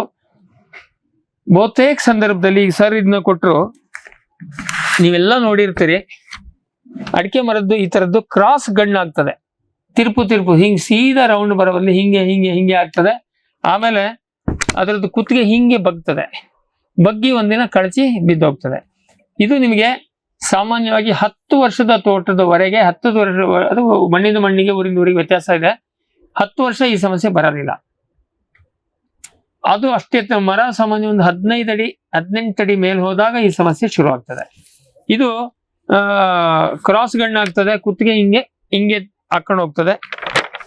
ಆಮೇಲೆ ಇದು ಆವಾಗ ಹೇಳಿದ್ದು ಕೀಟ ಕಪ್ಪಾಗಿದ್ದು. ಆಮೇಲೆ ಇನ್ನೊಂದು ಇಲ್ಲೊಂದು ಕೊಟ್ಟಿದ್ದಾರೆ, ಮಧ್ಯದಲ್ಲಿ ತೂತ ಬಿದ್ದು ರಸ ಸೋರ್ತಾ ಇದ್ದು, ಅದಕ್ಕೆ ಕಾಂಡ ಇಂಜೆಕ್ಷನ್ ಕೊಡಬೇಕು. ಇದ್ರಲ್ಲಿ ಸೀರಿಯಸ್ ತಗೊಳ್ಳಿ, ಇದು ಅಂತ ವ್ಯಾಪಕವಾಗಿ ಬಂದಿಲ್ಲ, ಇಲ್ಲೆಲ್ಲ ಒಂದೊಂದ್ ಕಡೆ ಇದೆ. ಅದು ನಿಮಗೆ ಸಮಸ್ಯೆ ಬಂದಾಗ ಹೇಳಿ. ಇಮಿಡಾಕ್ಲೋಪಿಡ್ ಮತ್ತೆ COC, ಇಮಿಡಾಕ್ಲೋಪಿಡ್ 10 ml 10 ml 1 ಲೀಟರ್ಗೆ 10 ml ಇಂಜೆಕ್ಷನ್ಗೆ ಪ್ಲಸ್ 3 ಗ್ರಾಮು COC ಮಾಡ್ಕೊಂಡು ಇದನ್ನ ಒಂದ್ಸರಿ ಕ್ಲೀನ್ ಮಾಡ್ಕೊಳ್ಳೋದು. ಆ ಕಣ್ಣನ್ನ ಒಂದು ದಬಣ ತಗೊಂಡು ಸ್ವಲ್ಪ ಒಳಗೆ ತೂತ ಮಾಡೋದು, ಅಂದ್ರೆ ಸ್ವಲ್ಪ ಹೋಗ್ಲಿ ಅಂತ ಮಾಡಿ, ಇಮಿಡಾಕ್ಲೋಪಿಡ್ 10 ml 1 ಲೀಟರ್ ನೀರಿಗೆ 3 ಗ್ರಾಮು COC ಹಾಕಿ, ಅದನ್ನ ಎಷ್ಟು 1 ಮಿಲಿನೋ ಅರ್ಧ ಮಿಲಿನೋ ಹೋಗ್ತದೆ, ಒಳಗೆ ಪುಷ್ ಮಾಡಿ ಮಣ್ಣು ಮುಚ್ಚೋದು ಮಾಡಿದ್ರೆ ಒಳಗಿನ ಹುಳ ಸಾಯ್ತದೆ. ಇದು ಅಪರೂಪಕ್ಕೆ ಬಂದಿದೆ, ಬಟ್ ಕೆಲವು ಕಡೆ ಬಂದಿದೆ. ಆಮೇಲೆ ಒತ್ತಾಯಪೂರ್ವಕವಾಗಿ ಗರಿಯನ್ನ ಎಳೆದು ತೆಗಿಬೇಡಿ. ಎಳೆದು ತೆಗೆದಾಗ ಅಲ್ಲಿ ಗಾಯ ಆಗಿ ರಸ ಸೋರ್ತದೆ. ಇದೇನೋ ರಸ ಸೋರ್ತಾ ಇದೆ, ಒಂದು ರೋಗ ಬಂದಿದೆ ಅಂತ ನನಗೆ ಫೋಟೋ ಹಾಕ್ತಾರೆ. ನಾನು ಫಸ್ಟ್ ಗೊತ್ತಾಗ್ತದೆ ನನಗೆ ಇವ್ರು ಇದೇ ಮಾಡಿದ್ದಾರೆ ಅಂತೇಳಿ. ಕೀಳ್ಬೇಡಿ, ನೀವೇ ಮಾಡಿದ್ದು ಅಂತ ಹೇಳ್ಬಿಟ್ಬಿಡ್ತೀನಿ. ಯಾಕೆಂದ್ರೆ ಅನಗತ್ಯವಾಗಿ ಅದಕ್ಕೆಲ್ಲ ಏನು ಟ್ರೀಟ್ಮೆಂಟ್ ಇಲ್ಲ, ಅದೇನು ಸಮಸ್ಯೆ ಏನಾಗೋದಿಲ್ಲ. ನೋಡಿ, ಇದು ಕೂಡ ಸಣ್ಣ ಗಿಡನೇ ಕುತ್ತಿಗೆ ಚೊಟ್ಟಾಗಿದೆ, ಹಿಂಗ್ ಹೊರಟಿದೆ ಆಯ್ತಾ. ಅದು ಎಲ್ಲದಕ್ಕೂ ಕಾರಣ ಒಂದೇ, ನಾನು ಒಟ್ಟಿಗೆ ಕೂಡಿಸಿ ಹೇಳ್ತೀನಿ ಆಯ್ತಾ. ಆಮೇಲೆ ಇದೊಂದು ಸುಳಿ ಸತ್ತೋಗಿದೆ, ಅದನ್ನ ಕುಯ್ದು ಹಾಕಿದ್ದಾರೆ. ಬಡ್ರಾಟ್ ಅದು ತೀರಾ ಅಪರೂಪಕ್ಕೆ ಬರ್ತದೆ, ನಿಮ್ಮೂರಿನಲ್ಲಿ ಬರೋದಿಲ್ಲ. ಯಾವುದೋ ಇನ್ಸಿಡೆಂಟಲ್ ಕೇಸು, ತಲೆ ಕೆಡಿಸ್ಕೋಬೇಡಿ. ಅದು ಆಕ್ಚುಲಿ ಮಲೆನಾಡಲ್ಲಿ ಪೈಟೋಪ್ತರದಿಂದ ಬರ್ತದೆ ಬಡ್ರಾಟು. ಬಯಲ್ಸೀಮೆನಲ್ಲಿ ಒಂದು ಬ್ಯಾಕ್ಟೀರಿಯಾದಿಂದ ಬರ್ತಾ ಇದೆ. CPCR ಇದವರು ಐಡೆಂಟಿಫೈ ಮಾಡಿದ್ದಾರೆ. ಬಟ್ ಇದು ರೇರ್ ಕೇಸು, ಇದನ್ನ ಕಂಟ್ರೋಲ್ ಅಂತ ಒಂದೊಂದು ಹೋಗ್ತದೆ. ಅದಕ್ಕೆ ಇಡೀ ತೋಟಕ್ಕೆ ಟ್ರೀಟ್ಮೆಂಟ್ ಕಷ್ಟ. ಅದು ಬಂದ್ಮೇಲೆ ಗೊತ್ತಾಗ್ತದೆ, ಅಷ್ಟೊತ್ತಿಗೆ ಸತ್ತೋಗಿರ್ತದೆ. ತೆಂಗಿನ ಮರದಲ್ಲಾದ್ರೆ ಸ್ವಲ್ಪ ಟೈಮ್ ಕೊಡ್ತದೆ, ಅಡಿಕೆಯಲ್ಲಿ ಟೈಮ್ ಕೊಡೋದಿಲ್ಲ. ಅದು ಹೋಯ್ತು, ಬೇರೆ ಹಾಕೋಬೇಕಷ್ಟೆ ಹಂಗ ಅದ್ರ ಬಗ್ಗೆ ಬೇಡ. ಇದು ಈಗ ನೋಡಿ, ಇದು ಆ ಸಿಂಗಾರ ಮೇಲೆ ಕಪ್ಪು ಕೂತಿದ್ದು ನಾನು ಅವಾಗ ಮುಂಚೆ ಸಾಫ್ಟ್ ಸ್ಕೇಲ್ ಎಕ್ಸ್ಪ್ಲೇನ್ ಮಾಡಿದ್ದು, ಸೋಪನ್ ನೀರು ಮತ್ತೆ ಅಸಿಫೇಟ್ ಹೊಡಿಯಕ್ಕೆ ಹೇಳಿದ್ದು. ಇದೆಲ್ಲ ಅಂದ್ಮೇಲೆ ಇದೊಂದು ಮಧ್ಯದಲ್ಲಿ ಒಂದೊಂದು ಹಿಂಗಿದ್ದು ಹಳದಿ ಗಿಡ ಎಲ್ಲ ಇರ್ತವೆ, ಅದನ್ನೆಲ್ಲ ನಾವು ಬಲ್ಲಾರ್ದಾಗೆಲ್ಲ ಮಾಡಕ್ ಆಗೋದಿಲ್ಲ. ಬಟ್ ಮೂಲ ಸಮಸ್ಯೆಗೆ ನಾನು ಉತ್ತರ ಕೊಟ್ಬಿಡ್ತೀನಿ. ಇದು ಕ್ರಾಸ್ ಗೆಣ್ಣು, ಇದು ಮೂಲತಃ ಹಿಡಿಮುಂಡಿಗೆ ರೋಗ ಅಂತ ಹೇಳ್ತಾರೆ, ಆದ್ರೆ ಆಕ್ಚುಲಿ ರೋಗ ಅಲ್ಲ. ಇದೇನ್ ಕೇಳಿದ್ರೆ ಸಸ್ಯ ಶಾರೀರಿಕ ಒತ್ತಡದ ಸಮಸ್ಯೆ, ಬೇರಿನ ಬೆಳವಣಿಗೆ ಆಗೋದಿಲ್ಲ. ಗಿಡ ಸಣ್ಣಕ್ಕಿದ್ದಾಗ ಅದಕ್ಕೆ ಟ್ರಾನ್ಸ್ಪೋರ್ಟೇಷನ್ ಲೆಂತ್ ಕಡಿಮೆ ಇರೋದಕ್ಕೆ ಇದರದ್ದು ಹೀರಿಕೆ ಇದು ಸಾಕಾಗ್ತದೆ. ಗಿಡ ಮೇಲ್ ಹೋದಂಗೆ ಬೇರು ಆ ತಕ್ಕಾಗಿ ಬೆಳಿಲಿಲ್ಲ ಅಂದ್ರೆ ಪೋಷಕಾಂಶಗಳ ಕೊರತೆ ಮೇಲಾಗಿ ಸಾಮಾನ್ಯವಾಗಿ ಇದೆಲ್ಲ ನೋಡ್ಕೊಳ್ಳಿ. ಈಗ ನೀವು ಇಲಾಖೆನವ್ರು ಏನ್ ಮಾಡ್ತಾರೆ, ಜಿಂಕ್ ಹಾಕಿ ಬೋರಾನ್ ಹಾಕಿ ಅಂತ ಹೇಳ್ತೀರಿ. ಹೌದು, ತಪ್ಪಲ್ಲ. ಇದು ಜಿಂಕು ಮತ್ತೆ ಬೋರಾನು ಡೆಫಿಷಿಯನ್ಸಿಂದನೇ ಬರೋದು ಅಲ್ಟಿಮೇಟ್ಲಿ. ಆದ್ರೆ ಯಾಕೆ ಮಣ್ಣಲ್ಲಿ ನೀವು ಸಾಯಿಲ್ ಟೆಸ್ಟ್ ಮಾಡಿದ್ರೆ ಕರೆಕ್ಟ್ ಇರ್ತದೆ. ಜಿಂಕು ಬೋರಾನು ಯಾಕೆ ಕೊರತೆ ಬಂತು ಈ ಗಿಡಕ್ಕೆ ಕೇಳಿದ್ರೆ, ಬೇರು ಬೆಳೀತಾ ಇಲ್ಲ, ಎಲ್ಲದೂ ಕೊರತೆ ಬರ್ತದೆ. ಏನಕ್ಕೆ ಅಂದ್ರೆ ಹೀರಿಕೆ ಆಗೋದಿಲ್ಲ. ಹಂಗಾದ್ರೆ ಏನ್ ಮಾಡ್ಬೇಕು? ಇದು ಆಳ ನಾಟಿ ಮಾಡಿರ್ ಬರ್ತದೆ. ನಮ್ಮ ಹನುಮಂತಪ್ಪ ಅವ್ರು ಮಾಡ್ದಂಗೆ ಮಾಡಿದ್ರೆ ಅದು ಫಿಕ್ಸ್ ಆಯ್ತಾ. ಎರಡನೇದು ಅಂದ್ರೆ ಒಂದು ಎಕ್ಸಾಂಪಲ್ ಅಷ್ಟೇ, ಎಲ್ಲರೂ ಅದನ್ನೇ ಮಾಡ್ತಾರೆ. JCB ಆಳ ನಾಟಿ ಮಾಡಿರ್ ಬರ್ತದೆ. ನಾಟಿ ಮಾಡಿದ್ಮೇಲೆ ಮಣ್ಣು ತುಂಬಿಸಿದ್ರೆ ಬರ್ತದೆ. ಆಮೇಲೆ ಟ್ರ್ಯಾಕ್ಟರ್ ಓಡಾಡಿಸಿ ಎಡದಿಂದ ಬಲಕ್ಕೆ ಬಡದಿಂದ ನೆಲಕ್ಕೆ ನೀವು ಇದನ್ನ ಹುಕ್ಕೆ ಹೊಡೆದು ನೆಲ ಗಟ್ಟಿ ಮಾಡಿರ್ ಬರ್ತದೆ. ಒಟ್ಟಾರೆ ನೆಲ ಗಟ್ಟಿಯಾಗಿ ತೀರಾ ಕಪ್ಪು ಮಣ್ಣಲ್ಲಿ ಇದು ಬಹಳ ಕಾಮನ್. ಕಪ್ಪು ಮಣ್ಣು ಅಂಟು ಮಣ್ಣಲ್ಲಿ ಕಾಮನ್ನು, ಎಲ್ಲಿ ನೆಲ ಗಟ್ಟಿ ಇದೆಯಲ್ಲ ಆಗ್ತದೆ. ಸೊ ಇದಕ್ಕೆ ಯಾವುದೇ ನೇರವಾಗಿ ಔಷಧಿ ಇಲ್ಲ, ಯಾಕೆಂದ್ರೆ ಅದು ರೋಗನೂ ಅಲ್ಲ ಕೀಟನೂ ಅಲ್ಲ. ಸೊ ಇದಕ್ಕೆ ನಾವೇನ್ ಮಾಡ್ತೀವಿ ಅಂದ್ರೆ, ಒಂದು ಮಣ್ಣು ಹಾಕಿದ್ರೆ ತೆಗಿರಿ ಅಂತ ಹೇಳ್ತೀವಿ. ಈ ತರ ಚೊಟ್ಟಪಟ್ಟ ಆಗಿದ್ದಕ್ಕೆ ಹಲ್ಲು ಗುದ್ಲಿ ತಗೊಂಡು ಮರದ ಬೊಡ್ಡೆಯಿಂದ 1.5 ಅಡಿವರೆಗೆ ಮಣ್ಣನ್ನ ಕೆರೆಯೋದು.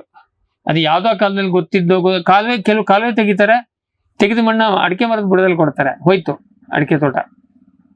ಮಣ್ಣು ಹಾಕಿದ್ದೇನಿದ್ರೆ ಆ ಹಲ್ಗುದ್ಲಲ್ಲಿ ಮಣ್ಣನ್ನು ತೆಗೆದು ಒಂದು ಬಟ್ಲ ತರ ಆಗ್ತದೆ, 1.5-2 ಅಡಿ ಸುತ್ತ ತೆಗೆಯೋದು. ಅಲ್ಲಿ ಎಲ್ಲಿವರೆಗೆ ತೆಗೆಯೋದು ಕೇಳಿದ್ರೆ, ಬೇರಿನ ವ್ಯೂಹ ಹಿಂಗ್ ಹೋಗಿದ್ದು ಸಿಗ್ತದೆ. ಅದನ್ನ ಕಡಿಬಾರ್ದು, ಗುದ್ಲಲ್ಲಿ ಕಟ್ ಮಾಡಬಾರ್ದು, ಹಲ್ಲು ಗುದ್ಲಲ್ಲಿ ತೆಗಿಬೇಕು. ಆವಾಗ ಆ ಬೇರುಗಳು ಎಲ್ಲಿವರೆಗೆ ಬಂತ, ಎಲ್ಲಿ ಲೇಯರ್ ಶುರು ಆಯ್ತಾ ಅಲ್ಲಿ ಬಿಟ್ಬಿಡ್ಬೇಕು. ಅದು ಮೇಲೆ ನಿಮಗೆ 3 ಇಂಚ್ ಸಿಗ್ಬೋದು, 6 ಇಂಚ್ ಸಿಗ್ಬೋದು, ಎಷ್ಟು ಮಣ್ಣು ಇದ್ರೂ ತೆಗಿಬೇಕು. ಅಷ್ಟು ತೆಗೆದು ಆ ಬಟ್ಲದಲ್ಲಿ 15 ಗ್ರಾಮ್ ಬೋರಾನು, 15 ಗ್ರಾಮ್ ಜಿಂಕು, ಅದು ಹೆಚ್ಚಿಗೆ ಹಾಕಿದ್ರೆ ಮತ್ತೆ ಟಾಕ್ಸಿಸಿಟಿ ಬರ್ತದೆ. ಇವೆಲ್ಲ ಹೇಳಿದಷ್ಟೇ ಹಾಕ್ಬೇಕು. ಆಮೇಲೆ ಪಕ್ಕಾ ಡೋಸ್ ಫರ್ಟಿಲೈಸರ್, ಈಗೇನು ನಾನು ಹೇಳಿದೆ 140 ಏನು ಯೂರಿಯಾ, ಇದು SSP MOP ಹೇಳಿದೆ, ಫರ್ಟಿಲೈಸರ್ ಕೊಡಬೇಕು. ಆಮೇಲೆ ಒಂದು ಬುಟ್ಟಿ ತಿಪ್ಪೆ ಗೊಬ್ಬರ. ಅದ್ರ ಜೊತೆಗೆ ನಾವು ಹೊಸ ಬೇರು ಬರೋದಕ್ಕೆ ನಮ್ಮ ಧಾರವಾಡದ ಮಂಜುನಾಥ್ ಅವರು ಒಂದು ಹಿಡಿಮುಂಡಿಗೆ ಕಿಟ್ ಅಂತ ಹೇಳಿ ಮಾಡಿ ಅದರಲ್ಲಿ ಒಂದು ವ್ಯವಸ್ಥೆ ಮಾಡಿದ್ದಾರೆ. ಅದರಲ್ಲಿ ಏನಪ್ಪಾ ಕೇಳಿದ್ರೆ, ಬೇರು ಬಿಡುವಂತ ಒಂದು 3-4 ಹಾರ್ಮೋನು, ಹೊಸ ಬೇರು ಬರೋದಕ್ಕೆ ಒಂದು ಹಾರ್ಮೋನ್ ಅನ್ನ, ಅದೆಲ್ಲ ಗೊತ್ತಿದೆ, ನಮ್ಮ IBA NA ಇಂಥವನ್ನೆಲ್ಲ ಜಿಬ್ರೆಲಿಕ್ ಆಸಿಡ್ ಏನೇನೋ ಒಂದು 3-4-5 ಮಿಕ್ಸ್ ಮಾಡಿದ್ದಾರೆ. ಅದನ್ನ ನೀವು ಯಾವ ಗಿಡಕ್ಕೆ ಹಾಕಿದ್ರು ಹೊಸ ಬೇರು ಬೇಕಾದಷ್ಟು ಬರ್ತದೆ. ಅದಕ್ಕೆ ಈ ಗೊಬ್ಬರ ನಿಮ್ಮ ಇದು ಜಿಂಕು ಬೋರಾನ್ ಜೊತೆಗೆ ರೂಟ್ ಪವರ್ ಅಂತ ಹೆಸರಿಟ್ಟು ಒಂದು ಬ್ರ್ಯಾಂಡ್ ಮಾಡಿದ್ದಾರೆ. 50 ಗ್ರಾಮ್ ರೂಟ್ ಪವರ್, ಅದು ಹ್ಯೂಮಿಕ್ ಆಸಿಡ್ ನಲ್ಲಿ ಮಿಕ್ಸ್ ಮಾಡಿರುವಂತ ಐಟಮ್. ಅದನ್ನು ಹಾಕಿ ತಿಪ್ಪೆ ಗೊಬ್ಬರ ಹಾಕಿ ಮೇಲಿಂದ ಅದ್ರ ಜನ್ಮದಲ್ಲಿ ಮಣ್ಣು ಮುಚ್ಚಬಾರದು. ಇಷ್ಟು ಮಾಡಿದ್ರೆ 3 ತಿಂಗಳಲ್ಲಿ ಈ ಕುತ್ತಿಗೆ ಚೊಟ್ಟಾಗಿದ್ದು ನೆಟ್ಟಗಾಗಿ ಮೇಲೆ ಹೋಗ್ತದೆ. ಆದ್ರೆ ಮುಂದೆ ನೀವು ಅದನ್ನ ಪ್ರತಿ ಸರಿ ನಮ್ಮ ಹತ್ರ ಖರೀದಿ ಮಾಡಿ ರೂಟ್ ಪವರ್ ಹಾಕಿದ್ರೆ ನಿಮಗೆ ವರ್ಕೌಟ್ ಆಗೋ ವ್ಯವಹಾರ ಅಲ್ಲ, ಅದು ಆಗೋಗ ಕೆಲಸ ಅಲ್ಲ. ಇದು ಒಂದ್ಸರಿ ನಿಮ್ ಕಾನ್ಫಿಡೆನ್ಸ್ ಬಂದ್ಮೇಲೆ ಎಲ್ಲ ಗಿಡಕ್ಕೂ, ಇನ್ನೂ ಆಗದೆ ಹೋದ ಗಿಡಕ್ಕೂ ಎಕ್ಸ್ಟ್ರಾ ಮಣ್ಣಿದ್ರೆ ತೆಗೆದು ಹಾಕ್ಬೇಕು. ಆ ಮಣ್ಣನ್ನ ತೆಗೆದು ತೋಟದಲ್ಲಿ ಬೇಕಾದ್ರೆ ಮಧ್ಯದಲ್ಲಿ ರಾಶಿ ಹಾಕಿ ಕೆರೆ ಮಣ್ಣನ್ನು ಮತ್ತೆ ವಾಪಸ್ ಕೆರೆಗೆ ಹಾಕ್ಬೇಕು ಅಂತಲ್ಲ, ಆದ್ರೆ ಮರದ ಬುಡದಲ್ಲಿ ಇಡಬಾರ್ದು, ಅದು ಮಾಡಬೇಕು. ಆಮೇಲೆ ಕಾಲುವೆ ತೆಗಿಬೇಕು, ಸಾಲು ಬಿಟ್ಟು ಸಾಲು ಕಾಲುವೆ ತೆಗಿಬೇಕು. ಬಹುತೇಕ ಸಂದರ್ಭದಲ್ಲಿ ಎಸ್ಪೆಷಲಿ ಕಪ್ಪು ಮಣ್ಣು ಅಥವಾ ಕೆಂಪು ಮಣ್ಣಾದ್ರೂ ಅಂಟು ಮಣ್ಣಾದ್ರೆ ಕಾಲುವೆ ತೆಗೆದ್ರೆ ಈ ಸಮಸ್ಯೆ ಪರಿಹಾರ ಆಗೋದಿಲ್ಲ. ನೀವು ಏನೇ ತಿಪ್ಪರ್ಲಾಗ ಹೊಡೆದ್ರು ಆಗೋದಿಲ್ಲ. ನಾವು ಬಹಳ ಕೇಸ್ನಲ್ಲಿ ನೋಡಿದೀವಿ. ಇದು ಬೇರಿಗೆ ಗಾಳಿ ಸಿಗೋದಕ್ಕೆ ನೀವು ಕಾಲುವೆ ತೆಗಿಬೇಕು. 1.5 ಅಡಿ ಆಳ ಕನಿಷ್ಠ, 2 ಅಡಿ ಮಾಡಿದ್ರೆ ಒಳ್ಳೇದು. 1.5 ಅಡಿ ಆಳ, ಅಗಲ ಬರೀ ಒಂದು ಸಾಕು. ಆ ಹಿಟಾಚಿನಲ್ಲಿ 9 ಇಂಚಿಂದು ಬಕೆಟ್ ಬರ್ತದೆ, ಹಿಂಗ್ ತೆಕ್ಕೊಂಡು ಹೋಗೋದು, ಅದ್ರಲ್ಲಿ ತೆಗಿರಿ. ಏಕೆಂದ್ರೆ ಅಲ್ಲಿ ಗಾಳಿ ಪಾಸ್ ಆಗ್ಬೇಕು, ಹಂಗ ಅಗಲ ಹೆಚ್ಚು ಬೇಡ. ಕೇಕ್ ಕಟ್ ಮಾಡ್ದಂಗೆನೆ 1 ಫೀಟ್ ಅಗಲ, ಆ ಹಿಟಾಚಿಯಲ್ಲಿ ಎಷ್ಟು ಬರ್ತದೋ ಅಷ್ಟು ಆಳ 1.5. ನೀವು ಅಯ್ಯೋ ನನ್ನ ತೋಟದಲ್ಲಿ ಓಡಾಡಕ್ ಜಾಗ ಇಲ್ಲ, ಏನು ಮಾಡೋಕ್ಕಾಗೋದಿಲ್ಲ, ನಿಮ್ಗೆ ಇಳುವರಿ ಬರಬೇಕು ಅಂತ ಮಾಡ್ಬೇಕು. ಇದು ನೀವು ಹಿಡಿಗುಂಡಿಗೆ ಬರದೇ ಹೋದ ತೋಟದಲ್ಲೂ ಕಾಲುವೆ ತೆಗೆದ್ರೆ ಇಳುವರಿ ಹೆಚ್ಚಾಗ್ತದೆ. ನಾವು ನೋಡಿದಂತೆ ಒಂದು ಎಕರೆ ಇದರಲ್ಲಿ 20-30% ಅಂದ್ರೆ ಸ್ವಲ್ಪ ಹೆಚ್ಚು ಕಮ್ಮಿ 4-5 ಕ್ವಿಂಟಲ್ ಅಡಿಕೆ ಹೆಚ್ಚಾಗಿದ್ದು ನಾವು ನೋಡಿದೀವಿ. ಇದರಲ್ಲಿ ಕಡೂರು ಭಾಗದಲ್ಲಿ ಸಿಕ್ಕಾಪಟ್ಟೆ ಕಪ್ಪಣ್ಣಿದೆ. ಕಡೂರು, ಅರಸೀಕೆರೆ ಆ ಬೆಲ್ಟ್ ಅಲ್ಲಿ ಈ ಪ್ರಯೋಗ ನೋಡಿದೀವಿ. ಹಾಗಾಗಿ ಅದನ್ನ ಮಾಡಿ, ಆಮೇಲೆ ಯಾವ ಕಾರಣಕ್ಕೂ ಟ್ರ್ಯಾಕ್ಟರ್ ಓಡಾಡಿಸ್ಬಿಡಿ. ಈ ತರದ್ದು ಲೈಟ್ ವೇಟ್ ವೆಹಿಕಲ್ ಯಾವ್ದಾದ್ರು ತಗೊಂಡೋಗಿ. ನಿಮ್ಗೆ ಟ್ರಾನ್ಸ್ಪೋರ್ಟೇಷನ್ಗೆ ಸಣ್ಣ ಇದು ಸ್ಲ್ಯಾಶರು, ಆಮೇಲೆ ರೋಟರಿ ಟಿಲ್ಲರ್ ಬರ್ತದೆ ಕೆರ್ಕೊಂಡು ಹೋಗೋದು, ಅದೆಲ್ಲ ಓಕೆ, ಅದಕ್ಕೆ ತೂಕ ಹೆಚ್ಚಿರೋದಿಲ್ಲ. ಇಲ್ಲ ಈ ತರ ಟ್ರಾನ್ಸ್ಪೋರ್ಟ್ ಬೇಕಾದ್ರೆ ಈ ತರದ ಗಾಡಿಗಳು, ತೂಕ ಇಲ್ಲಿ ಹೋಗಿದ್ದ ಗಾಡಿ ನೀವೆಲ್ಲರೂ ತಗೊಂಡು ಹೋಗಿ ದೊಡ್ಡದ ಗಾಡಿ ಓಡಿಸ್ಬೇಡಿ. ಇವನ್ ಮಿನಿ ಟ್ರ್ಯಾಕ್ಟರ್ ಹೊಡೆದ್ರು ಕೂಡ ಕಾಂಪ್ಯಾಕ್ಟ್ ಆಗ್ತದೆ. ಆಮೇಲೆ ಎಷ್ಟಾಗ್ತದೆ ಅಷ್ಟು ಸಾವಯವ ಗೊಬ್ಬರ ಕೊಟ್ಟು, ಅಂದ್ರೆ ತಿಪ್ಪೆ ಗೊಬ್ಬರ, ಸಗಣಿ ಗೊಬ್ಬರ, ಕೋಳಿ ಗೊಬ್ಬರ, ಕುರಿ ಗೊಬ್ಬರ, ಸಿಟಿ ಕಂಪೋಸ್ಟ್ ಇಂಥನ್ನ ಆ ಗರಿ ಪರಿ ಎಲ್ಲ ಹಾಕಿ ಮರದ ಬುಡದಲ್ಲಿ ಮಣ್ಣು ಹಗರ ಆಗುವಂಗೆ ಮಾಡಿದ್ರೆ ಮುಂದೆ ಈ ಸಮಸ್ಯೆ ಬರೋದಿಲ್ಲ.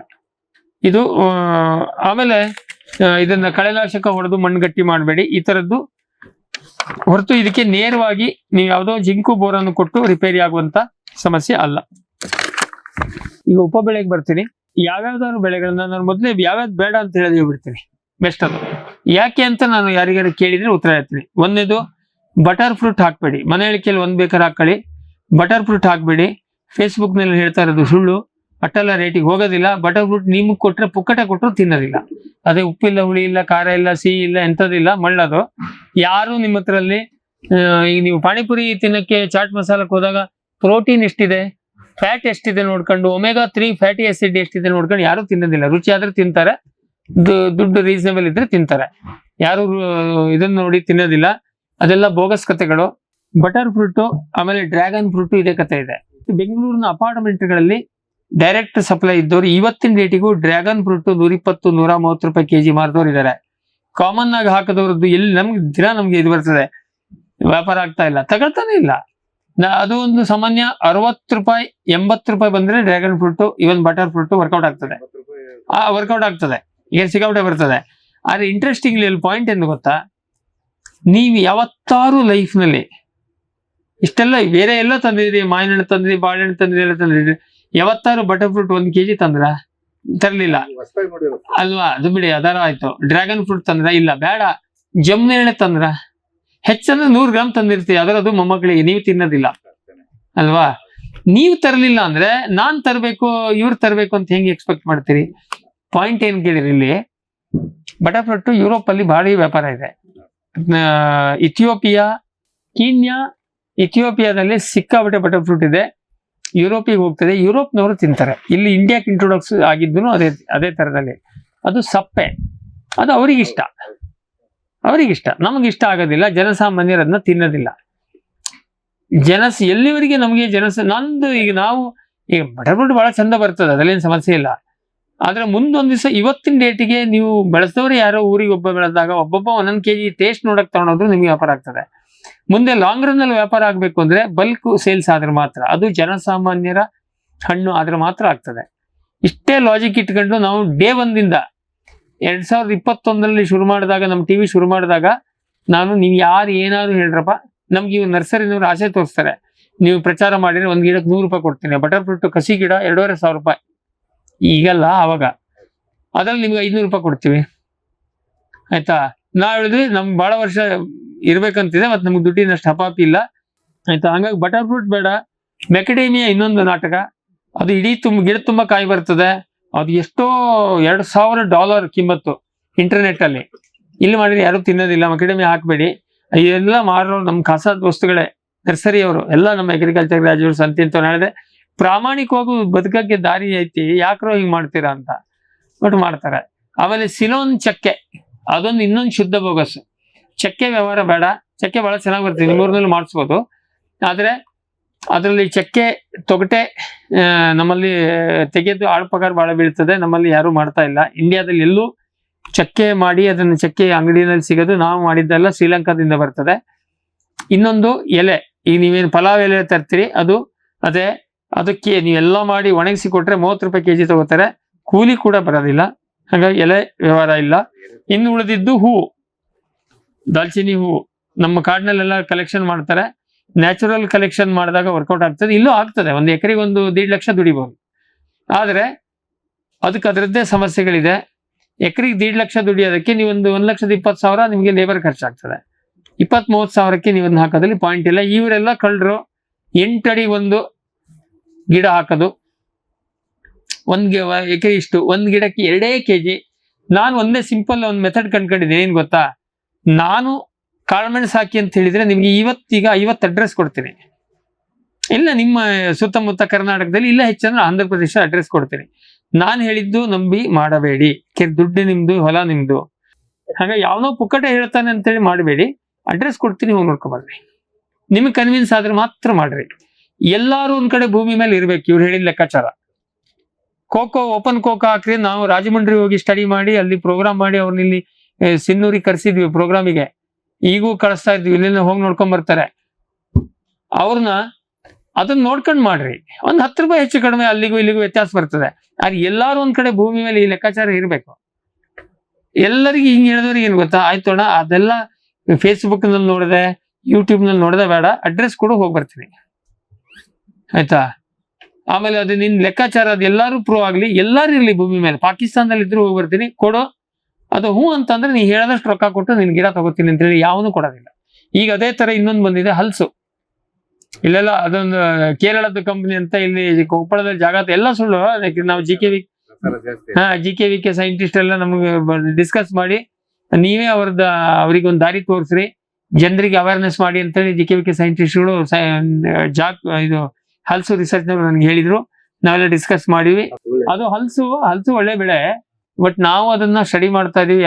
ನಾವು ಒಂದಂತಕ್ಕೆ ರೆಕಮೆಂಡ್ ಮಾಡೋಣ ಅಂತ ಹೊರಟಿದ್ವಿ, ಹೆದರಿದ್ವಿ. ಏನಕ್ಕೆ, ನಾವು ರೆಕಮೆಂಡ್ ಮಾಡಿದ್ರೆ ಇಡೀ ಕರ್ನಾಟಕಕ್ಕೆ ಹೋಗ್ತದೆ. ಈಗ ಮೋಹಿತ್ ನಗರ ಅಡಿಕೆ ಯಾರು 20 ವರ್ಷದ ಹಿಂದೆ ರಿಲೀಸ್ ಆಗಿದ್ರು ಯಾರಿಗೂ ಗೊತ್ತಿರ್ಲಿಲ್ಲ. ನಮಗೆಲ್ಲ ಗೊತ್ತಿತ್ತು, ಕಾಲೇಜಲ್ಲಿ ಹೇಳ್ಕೊಟ್ಟಿದ್ರು. ಆದ್ರೆ ನಾವು ಅದನ್ನ ಸೀರಿಯಸ್ ತಗೊಳ್ಳಿಲ್ಲ. ಈಗ ನಾವು ಶುರು ಮಾಡಿದ್ದು ಇಡೀ ಕರ್ನಾಟಕಕ್ಕೆ ಮೋಹಿತ್ ನಗರ. ಈಗ ನಮ್ಮ ಹತ್ರ ಇನ್ನೂ ಈಗಲೇ ನನಗೆ ಯಾವ ಕಾರಣಕ್ಕೂ ಜೂನಿಗೆ ಗಿಡ ಕೊಡಬೇಕು, ಅದಕ್ಕೆ ನಮ್ಮೇಲೆ ಅಷ್ಟು ವಿಶ್ವಾಸ, ನಾವು ತಳಿ ಗಿಡಿ ನೋಡ್ತೀವಿ ಅಂತ ಹೇಳಿ ಈಗಲೇ ಹೆಸರು ಬರ್ಸಿದ್ದು. ಒಂದು ಏನಿಲ್ಲ ಅಂದ್ರೆ ಒಂದು 12 ಲಕ್ಷ ಗಿಡಕ್ಕೆ ಬರ್ಸ್ಯಾರ. 12 ಲಕ್ಷ ಗಿಡಕ್ಕೆ ಇನ್ನು ಮಳೆಗಾಲಕ್ಕೆ 4 ತಿಂಗಳೇ ಬಾಕಿ ಇದೆ. ಪುಕ್ಕಟೆ ಅಂತೂ ನಾವು ಕೊಡೋದಿಲ್ಲ, ದುಡ್ಡು ಕೊಟ್ಟವರಿಗೆ ಕೊಡ್ತೀವಿ. ಕಂಡೀಷನ್ ಏನಂದ್ರೆ ನಮ್ಮ ವೀಕ್ಷಕರಿಗೆ ಮಾತ್ರ ಕೊಡ್ತೀವಿ. ಏನಾದ್ರು ಮಾಡ್ಬೇಕಲ್ಲ. ಕರ್ನಾಟಕದಲ್ಲಿ ನೆನ್ಪಿಟ್ಕೊಳ್ಳಿ, ಕರ್ನಾಟಕದಲ್ಲಿ ಒಂದು ವರ್ಷಕ್ಕೆ 2 ಲಕ್ಷ ಎಕರೆ ಅಡಿಕೆ ಎಕ್ಸ್ಟೆನ್ಷನ್ ಆಗ್ತದೆ. 2 ಲಕ್ಷ ಎಕರೆ ಅಂದ್ರೆ 10 ರಿಂದ 12 ಕೋಟಿ ಗಿಡಗಳು ಪ್ರತಿ ವರ್ಷ ನಾಟಿ ಆಗ್ತಾ ಇದೆ. ಅದರಲ್ಲಿ ನಮ್ಮ ಮೋಹಿತ್ ನಗರ 5 ಲಕ್ಷ ಯಾವ ಲೆಕ್ಕ ಆಯ್ತಾ. ಆದ್ರೆ ನಾವಿಲ್ಲಿ ಏನ್ ಹೆದರ್ತೀವಿ ಕೇಳಿದ್ರೆ, ನಮ್ಮ ಕ್ರೆಡಿಬಿಲಿಟಿ ಕಳ್ಕೊಂಡ್ರೆ, ಒಂದರಲ್ಲಿ ನಾನು ಕಳ್ಕೊಂಡ್ರೆ ನಮ್ದು ಅಷ್ಟು ಬಿಸ್ನೆಸ್ ಬಿದ್ದೋಗ್ತದೆ. ಯಾಕೆ ನಾವೀಗ ಕಾಳುಮೆಣಸಲ್ಲಿ ಟಿಶ್ಯೂ ಕಲ್ಚರ್ ಮಾಡಕ್ ಹೊರಟಿದೀವಿ. ಯಾಕೆಂದ್ರೆ ವೈರಸ್ ಫ್ರೀ ಮಾಡಕ್ಕೆ ಸಾಧ್ಯ ಇಲ್ಲ, ಬೇರೆ ಆಪ್ಷನ್ನೇ ಇಲ್ಲ. ಯಾರ ಹತ್ರ ಟೆಕ್ನಾಲಜಿ ಇಲ್ಲ. ಜೈನ್ದವ್ರು ಮಾಡಿದರೆ ಅವ್ರ ಗಿಡ ಹೆಚ್ಚು ಮಾಡ್ತಾ ಇಲ್ಲ. ಕಾಫಿನಲ್ಲಿ ಟಿಶ್ಯೂ ಕಲ್ಚರ್ ಪ್ರಯತ್ನ ಮಾಡ್ತಾ ಇದೀವಿ. ಏನಕ್ಕೆ ಅಂದ್ರೆ ಕಾಫಿನಲ್ಲಿ ಟಿಶ್ಯೂ ಕಲ್ಚರ್ ಮಾಡಿದ್ರೆ ಈಗ ಇರುವ ಉತ್ಪಾದನೆಯ 5 ಪಟ್ಟು ಆರಾಮ್ಸೆ ತೆಗಿಬೋದು. ಅರೇಬಿಕಾದಲ್ಲಿ 5 ಪಟ್ಟು, ರೋಬಸ್ಟಾದಲ್ಲಿ 10 ಪಟ್ಟು ಇಳುವರಿ ಬರ್ತದೆ. 30 kg ಡ್ರೈ ಚೆರಿ ಕೊಡುವಂತ ಗಿಡಗಳು ಈಗಿದೆ. ಅದನ್ನ ತೆಗೆದು ನೀವೇ ಟಿಶ್ಯೂ ಕಲ್ಚರ್ ಮಾಡಿದ್ರೆ, ಪ್ರೋಟೋಕಾಲ್ ಡೆವಲಪ್ ಮಾಡಿದ್ರೆ 5 ಪಟ್ಟು ಇಳುವರಿ ಮಾಡಬಹುದು. ಇದೆಲ್ಲ ನಾವು ಮಾಡಕ್ ಹೊರಟಿದ್ವಿ. ಕೋಕೋದಲ್ಲಿ ದೊಡ್ಡ ರಾಮಾಯಣ, ವೇರಿಯೇಷನ್ ಸಿಕ್ಕಾಬಿಟ್ಟೆ ಇದೆ. ಅದಕ್ಕೂ ಪ್ರೋಟೋಕಾಲ್ ಡೆವಲಪ್ ಮಾಡಕ್ಕೆ ಪ್ರಯತ್ನ ಮಾಡ್ತೇವೆ. ಕಾಳುಮೆಣಸು ಒಂದ್ ಮಟ್ಟ ಪ್ರೋಟೋಕಾಲ್ ಆಗಿದೆ ನಮ್ದು, ನಮ್ಮ ಪ್ರೈವೇಟ್ ಇದ್ರಲ್ಲಿ. ಅದಕ್ಕೆ ಸೊ ಇಲ್ಲಿ ನಾವೆಲ್ಲ ಕೇರ್ಫುಲ್. ನಮ್ಗೆ ಈ ವರ್ಷ ವ್ಯಾಪಾರ ಇಲ್ಲ ಅಂದ್ರೂ ಪರವಾಗಿಲ್ಲ, ನಮ್ಮ ಹೆಸರು ಹಾಳು ಮಾಡ್ಕೊಂಡ್ರೆ ಎಲ್ಲ ಹೋಗ್ತದೆ ನಮ್ದು. ಮತ್ತೆ ರೈತರಿಗೆ ಅಂದ್ರೆ ಅವ್ರನ್ನ ಅಷ್ಟು ನಂಬಿಕೆ ಇಟ್ಟಾಗ ನಾವು ಒಂದು ಕಳ್ಕೊಳ್ಳಕ್ಕೆ ರೆಡಿ ಇಲ್ಲ. ಸೊ ಇಲ್ಲಿ ಹಾಗಾಗಿ ನಾವು ಹಲ್ಸಿಂದನ್ನ ಸ್ಟಡಿ ಮಾಡಿದ್ರು, ಅಲ್ಲಿಗೆ ಸ್ಟಾಪ್ ಮಾಡಿದ್ವಿ. ಕಾರಣ ಏನಂದ್ರೆ, ದೊಡ್ಡಬಳ್ಳಾಪುರದಲ್ಲಿ ಒಬ್ರು 165 ಎಕರೆ ಹಾಕಿದ್ದಾರೆ, ಅಶೋಕ್ ಕುಮಾರ್ ಅಂತ ಹೇಳಿ. ಅವ್ರದ್ದು ಒಂದು ಸುಮಾರು ನಂಗೆ ಗೊತ್ತಂತೆ 6,000 ಗಿಡನೇ ಇದೆ ಹಲ್ಸು. ಎಲ್ಲಾ ಜಗತ್ತಿನ ಎಲ್ಲಾ ತಳಿಯನ್ನು ತಂದಿದ್ದಾರೆ. ಅವರು ಸಿಕ್ಕಾಪಟ್ಟೆ ಓಡಾಡ್ತಾರೆ, ದುಡ್ಡಿದ ಪಾರ್ಟಿ. ಪಕ್ಕ ರೈತರು. ಅವ್ರದ್ದೊಂದು 100 ಎಕರೆ ಆಯಿಲ್ ಪಾಮ್ ಇದೆ. ಅವರು ಲೆಕ್ಕ ತೆಗೆದ್ರು ಇವ್ರದ್ದು ಈಗ ಒಂದು 6 ವರ್ಷ 7 ವರ್ಷದ ಗಿಡ ಇದೆ. ಎಕರೆ ಆನ್ ಏನ್ ಎವರೇಜ್ ಎಕರೆಗೆ 1.5 ಲಕ್ಷದ ಮೇಲೆ ದುಡಿಲಿಲ್ಲ. ಸುಮ್ಮನೆ ಇಲ್ಲಿ ಕುತ್ಕೊಂಡು ಒಂದ್ ಮರಕ್ಕೆ 12 ಕಾಯಿ ಬಂದ್ರೆ ಒಂದ್ ಕಾಯಿಗೆ 40 ರೂಪಾಯಿ ಸಿಕ್ಕರೆ ಇಷ್ಟು ಲಕ್ಷ, ಸುಳ್ಳು. ತೋಟದ ಎವರೇಜ್ ವರ್ಕೌಟ್ ಆಗೋದಿಲ್ಲ ಹಂಗೆ. ಈಗ ನೀವೇ ಕಾಮನ್ ಆಗಿ ಲೆಕ್ಕ ತೆಗೆದ್ರೆ ಒಂದ್ ಅಡಿಕೆ ಮರಕ್ಕೆ ಏನಿಲ್ಲ ಅಂದ್ರೆ 3 kg ಒಣ ಅಡಿಕೆ ಬರ್ಬೇಕು. ಇದು 800 ಗಿಡ ಇದೆ, 25 ಕ್ವಿಂಟಲ್ ಬರ್ಬೇಕು. ಬರೋದಿಲ್ಲ ಅಲ್ಲಿ ಬರೋದು 12. ಹಾಗಾಗಿ ಹಲ್ಸು ಅದು ಬೋಗಸ್ ಕತೆ. ಅವರೊಂದು ತಳಿಯನ್ನು ಹೇಳ್ತಾರೆ, ಅವರು ಹಿಂಗ್ ಲೆಕ್ಕ ಹಾಕಿ ಹಂಗ್ ಲೆಕ್ಕ ಹಾಕಿ 12 ಲಕ್ಷ ರೂಪಾಯಿ ಬರ್ತದಂತೆ ಹಲ್ಸ್ ನೆಟ್ರೆ. ಆಯ್ತಾ, ನಾನು ನಮ್ಮ ವೀಕ್ಷಕರಿಗೆ ಒಂದೇ ಹೇಳಿದೆ, ಸಿಂಪಲ್, ಎಲ್ಲಿದೆ ತೋರ್ಸ್. ನೀನ್ ಹೇಳಿದ್ದು ನೀನ್ ಒಳ್ಳೆ ಮನುಷ್ಯ, 250 ರೂಪಾಯಿ ಗಿಡ ಕೊಡ್ತೀಯ, ಒಳ್ಳೆ ಮನುಷ್ಯ ಇದ್ದೆ, ಇಲ್ಲೇ ಜಮೀನ್ ತಗೊಂಡೆ, ಫ್ಯಾಕ್ಟ್ರಿ ಮಾಡ್ತಾ ಎಲ್ಲ ನಾವು ಒಪ್ಕೊಂಡೆ. ಈಗ ಎಲ್ಲಾರು ಒಂದ್ ಕಡೆ ಇರ್ಬೇಕಲ್ವಾ? ಕೇರಳದಲ್ಲಾದ್ರೆ ಕೇರಳದಲ್ಲಿ ತೋರ್ಸು, ಬೇಡ ವಿಯೆಟ್ನಾಂನಲ್ಲಿ ತೋರ್ಸು, ನಾವು ಹೋಗಿ ಬರ್ತೀವಿ, ಅದನ್ನ ನೋಡ್ಕೊಂಡ್ ಮಾಡ್ತೀವಿ. ಇಲ್ಲ, ಬಟರ್ ಫ್ರೂಟ್ ಅಂತದೇ ಕೇಸು, ಮೆಕಡೆಮಿ ಅಂತದೇ, ಡ್ರ್ಯಾಗನ್ ಫ್ರೂಟ್ ಹಂಗಿದ್ದೆ, ಸೇಬು ನಮ್ದೇ ಮನುಷ್ಯ ನಾವೇ ಇಟ್ಕೊಂಡಿದ್ವಿ, ಟೇಸ್ಟ್ ತೋರ್ಸು ಅಂತೇಳಿ ಇಂಟರ್ವ್ಯೂ ಕೊಡಕ್ ಒಪ್ಲಿಲ್ಲ. ಹುಳಿ ಬರ್ತದೆ ಸೇಬ್. ಮತ್ತೆ ಇನ್ನೊಂದು ಹೇಳ, ಅಡಿಕೆ ನೀವು ಇಷ್ಟೆಲ್ಲ ಜನ ಯಾಕೆ ಹಾಕಿದ್ರಿ? ಇಷ್ಟೆಲ್ಲ ಜನ ಈ ಬೆಳಗ್ಗಿನಿಂದ ಯಾಕೆ ಕೂತ್ರಿ? ಅಡಿಕೆನಲ್ಲಿ ದುಡ್ಡು ಆಗ್ತದೆ ಅಂತ ನಿಮಗೆ ಪ್ರೂವ್ ಆಗಿದೆ. ದುಡ್ಡು ಆಗ್ತದೆ ಹೇಳ ಕನ್ವಿನ್ಸ್ ಆದ್ರೆ ಯಾರು ಏನು ಒತ್ತು ಕೊಡೋದ್ ಬೇಕಿಲ್ಲ. ಆಯ್ತಾ, ಹಂಗಿದ್ದಾಗ ಇದನ್ನ ಯಾಕೆ ಇವರು ಒತ್ತಿ ಪ್ರಚಾರ ಮಾಡ್ತಾರೆ? ನೀವ್ ಯಾಕೆ ಅದಕ್ಕೆ ತಲೆ ಹಾಕ್ಲಿಲ್ಲ? ಸುಳ್ಳು ಅಂತ ಅರ್ಥ. Simple logic, simple. ಹಾಗಾಗಿ ಸೇಬು ಏನ್ ಕೇಳಿದ್ರೆ ಯಾಕೆ ಪಾಪ್ಯುಲರ್ ಆಗ್ಲಿಲ್ಲ? ಈಗ ಅವನು ಶುರು ಮಾಡಿ 10-15 ವರ್ಷ ಆಯ್ತು. ಖರೇನು ಅದು ಮೋದಿ ಅವರ ಭಾಷಣದಲ್ಲೂ ಬಂತು. ಆಯ್ತಾ, ಖರೇನು ಅವನು ದುಡ್ಡು ಮಾಡಿದ್ರೆ ಅವ್ನು ಸುತ್ತಮುತ್ತ ಇದ್ದು ಇಷ್ಟೊತ್ತಿ 100 ಮಂದಿ ಮಾಡಿರವ. ಕರೆಕ್ಟ್, ಯಾಕೆ ಮಾಡ್ಲಿಲ್ಲ? ಅವ ಸುಳ್ಳು ಹೇಳ್ತಾನಂತ ಅವ್ರ ಊರವ್ರಿಗೆ ಗೊತ್ತು. ಆಯ್ತಾ, ಆಮೇಲೆ ಚಕ್ಕೆದ್ ಬೇಡ, ಏಲಕ್ಕಿ ನಾನು ಈಗಾಗಲೇ ಹೇಳಿದೆ, ಏಲಕ್ಕಿನಲ್ಲಿ ನಿಮಗೆ ಇಲ್ಲಿ ಡ್ರೈ ಕ್ಲೈಮೇಟಿಗೆ ಇಳುವರಿ ಬರೋದಿಲ್ಲ, ಗಿಡ ಬರ್ತದೆ ಒಂದ್ ಮಟ್ಟಕ್ಕೆ, ಅದು ಬೇಡ. ಆಮೇಲೆ ಈಗ ಲೇಟೆಸ್ಟ್ ಇನ್ನೊಂದು ಬ್ಲೂಬೆರಿ, ಈ ಫೇಸ್ಬುಕ್ ಎಲ್ಲ ನೋಡೋರಿಗೆ ಗೊತ್ತಿದೆ, ಅದೊಂದು ದೊಡ್ಡ ಕಳ್ಳರ ಗ್ಯಾಂಗ್ ಅದು. ಇದು ಮೋಸ. ಬ್ಲೂಬೆರಿ ಅಮೆರಿಕದಲ್ಲಿ ಆಗ್ತದೆ, ಇಲ್ಲೆಲ್ಲ ಆಗೋದಿಲ್ಲ, ಅದಕ್ಕೆ ಯಾರು ನಮ್ಮಲ್ಲಿ ತಿನ್ನೋದಿಲ್ಲ. ಅದಕ್ಕಿಂತ ನಮ್ಮೂರಿನ ಕಂಬಳಿ ಹಣ್ಣು ಇನ್ನೂ ಚೀಪ್ ಆಗಿ ಇನ್ನೂ ರುಚಿ ಇದೆ. ಮಲ್ಬರಿ ಹಣ್ಣು, ಕಂಬಳಿ ಹಣ್ಣು ಅವೆಲ್ಲ ಆಗೋದಿಲ್ಲ. ಬ್ಲೂಬೆರಿ ಯಾರು ಹಾಕೋರಿದ್ರೆ ಹೇಳ್ಬಿಡಿ, ಹಾಕ್ಬೇಡಿ. ಆಮೇಲೆ ಶ್ರೀಗಂಧ ಅಂತೂ ಬೇಡ, ಆಯ್ತು, ಜಮ್ನುಳ್ಳೆ ಬೇಡ. ಆಮೇಲೆ ನೆಲ್ಲಿಕಾಯಿ ಕೂಡ ಬೇಡ. ನೆಲ್ಲಿಕಾಯಿ ಒಂದು ಅಷ್ಟು ಸುಲಭ ವ್ಯಾಪಾರ ಆಗೋದಿಲ್ಲ, ನಾವು ಸುಮಾರು ಕೇಸ್ ನೋಡಿದೀವಿ. ಎರಡನೇದು, ನೆಲ್ಲಿಕಾಯಲ್ಲಿ ಒಂದು ಸಮಸ್ಯೆ ಏನಿದೆ, 3 ವರ್ಷ 4 ವರ್ಷ ಕಾಯೇ ಬರೋದಿಲ್ಲ. ಆಮೇಲೆ ನೀವು 100 ಗಿಡ ನೆಟ್ರೆ, ಕಸಿ ಗಿಡನೇ ನೆಟ್ರು 100 ಗಿಡದಲ್ಲಿ ಒಂದು 10 ಗಿಡಕ್ಕೆ ಕಾಯಿ ಬರ್ತದೆ, ಬೇರೆದಕ್ಕೆ ಬರೋದೇನೆ ಇಲ್ಲ. ನಮ್ಮ ಹಿರೇಹಳ್ಳಿ KVK ಬಹಳ ಎಫರ್ಟ್ ಮಾಡಿದ್ದಾರೆ, ಗಿಡ ಕಸಿ ಮಾಡಿ ಕೊಟ್ಟಿದ್ದಾರೆ. ಸೇಮ್ ಅವ್ರದ್ದು ಪ್ರಶಾಂತ್ ಹಾರ್ಟಿಕಲ್ಚರಿಸ್ಟು, ಆಮೇಲೆ ಲೋಗನ್ ಅಂತನೋ, ಅವ್ರದ್ದೆಲ್ಲರದ್ದು ಒಪಿನಿಯನ್ ಅದೇ ಇದೆ. ಮತ್ತೆ ಎಲ್ಲಕ್ಕಿಂತ ವ್ಯಾಪಾರ ಆಗೋದಿಲ್ಲ. ಇಷ್ಟೆಲ್ಲ ಹೇಳಿ ನಾವು ಇದೆಲ್ಲ ಕ್ರೈಟೇರಿಯಾ ಇಟ್ಕೊಂಡು, ಇನ್ನೂ ನಾನು ಸುಮ್ಮನೆ ನಿಮಗೆ ಟಿಪ್ಸ್ ಹೇಳಿದೆ. ನಾವು ಒಂದೊಂದು ಬೆಳೆಗೆ ನೀವು ಇದೇನೇ ಕೇಳಿ ನನ್ನ ಹತ್ರ ಅದ್ರ ಇಡೀ ಕಥೆನೇ ಇದೆ. ಕೋಕೋ, ಕಾಳುಮೆಣಸು, ಕಾಫಿ, ಜಾಯ್ಕಾಯಿ ಅಂತೇಳಿ. ಅದಕ್ಕಿಂತ ಮುಂಚೆ ಇನ್ನೊಂದು ಹೇಳ್ಬಿಡ್ತೀನಿ, ಅಡಿಕೆಗೆ ಪರ್ಯಾಯ. ಅಡಿಕೆನೇ ಹಾಕ್ಬೇಕು ನಿಮಗೆ. ಇಷ್ಟೆಲ್ಲ ಇದು ಯಾವತ್ತೋ ಬಿದ್ದು ಹೋಗ್ತದೆ, ಅದಕ್ಕೆ ರೋಗ ಕೀಟ ಎಲ್ಲದಕ್ಕೂ ಇದೆ ಅಂತ ಹೇಳಿ ಮಾರ್ಕೆಟೇ ಬಿದ್ದೋದ್ರೆ ಏನ್ ಮಾಡ್ತೀರಿ?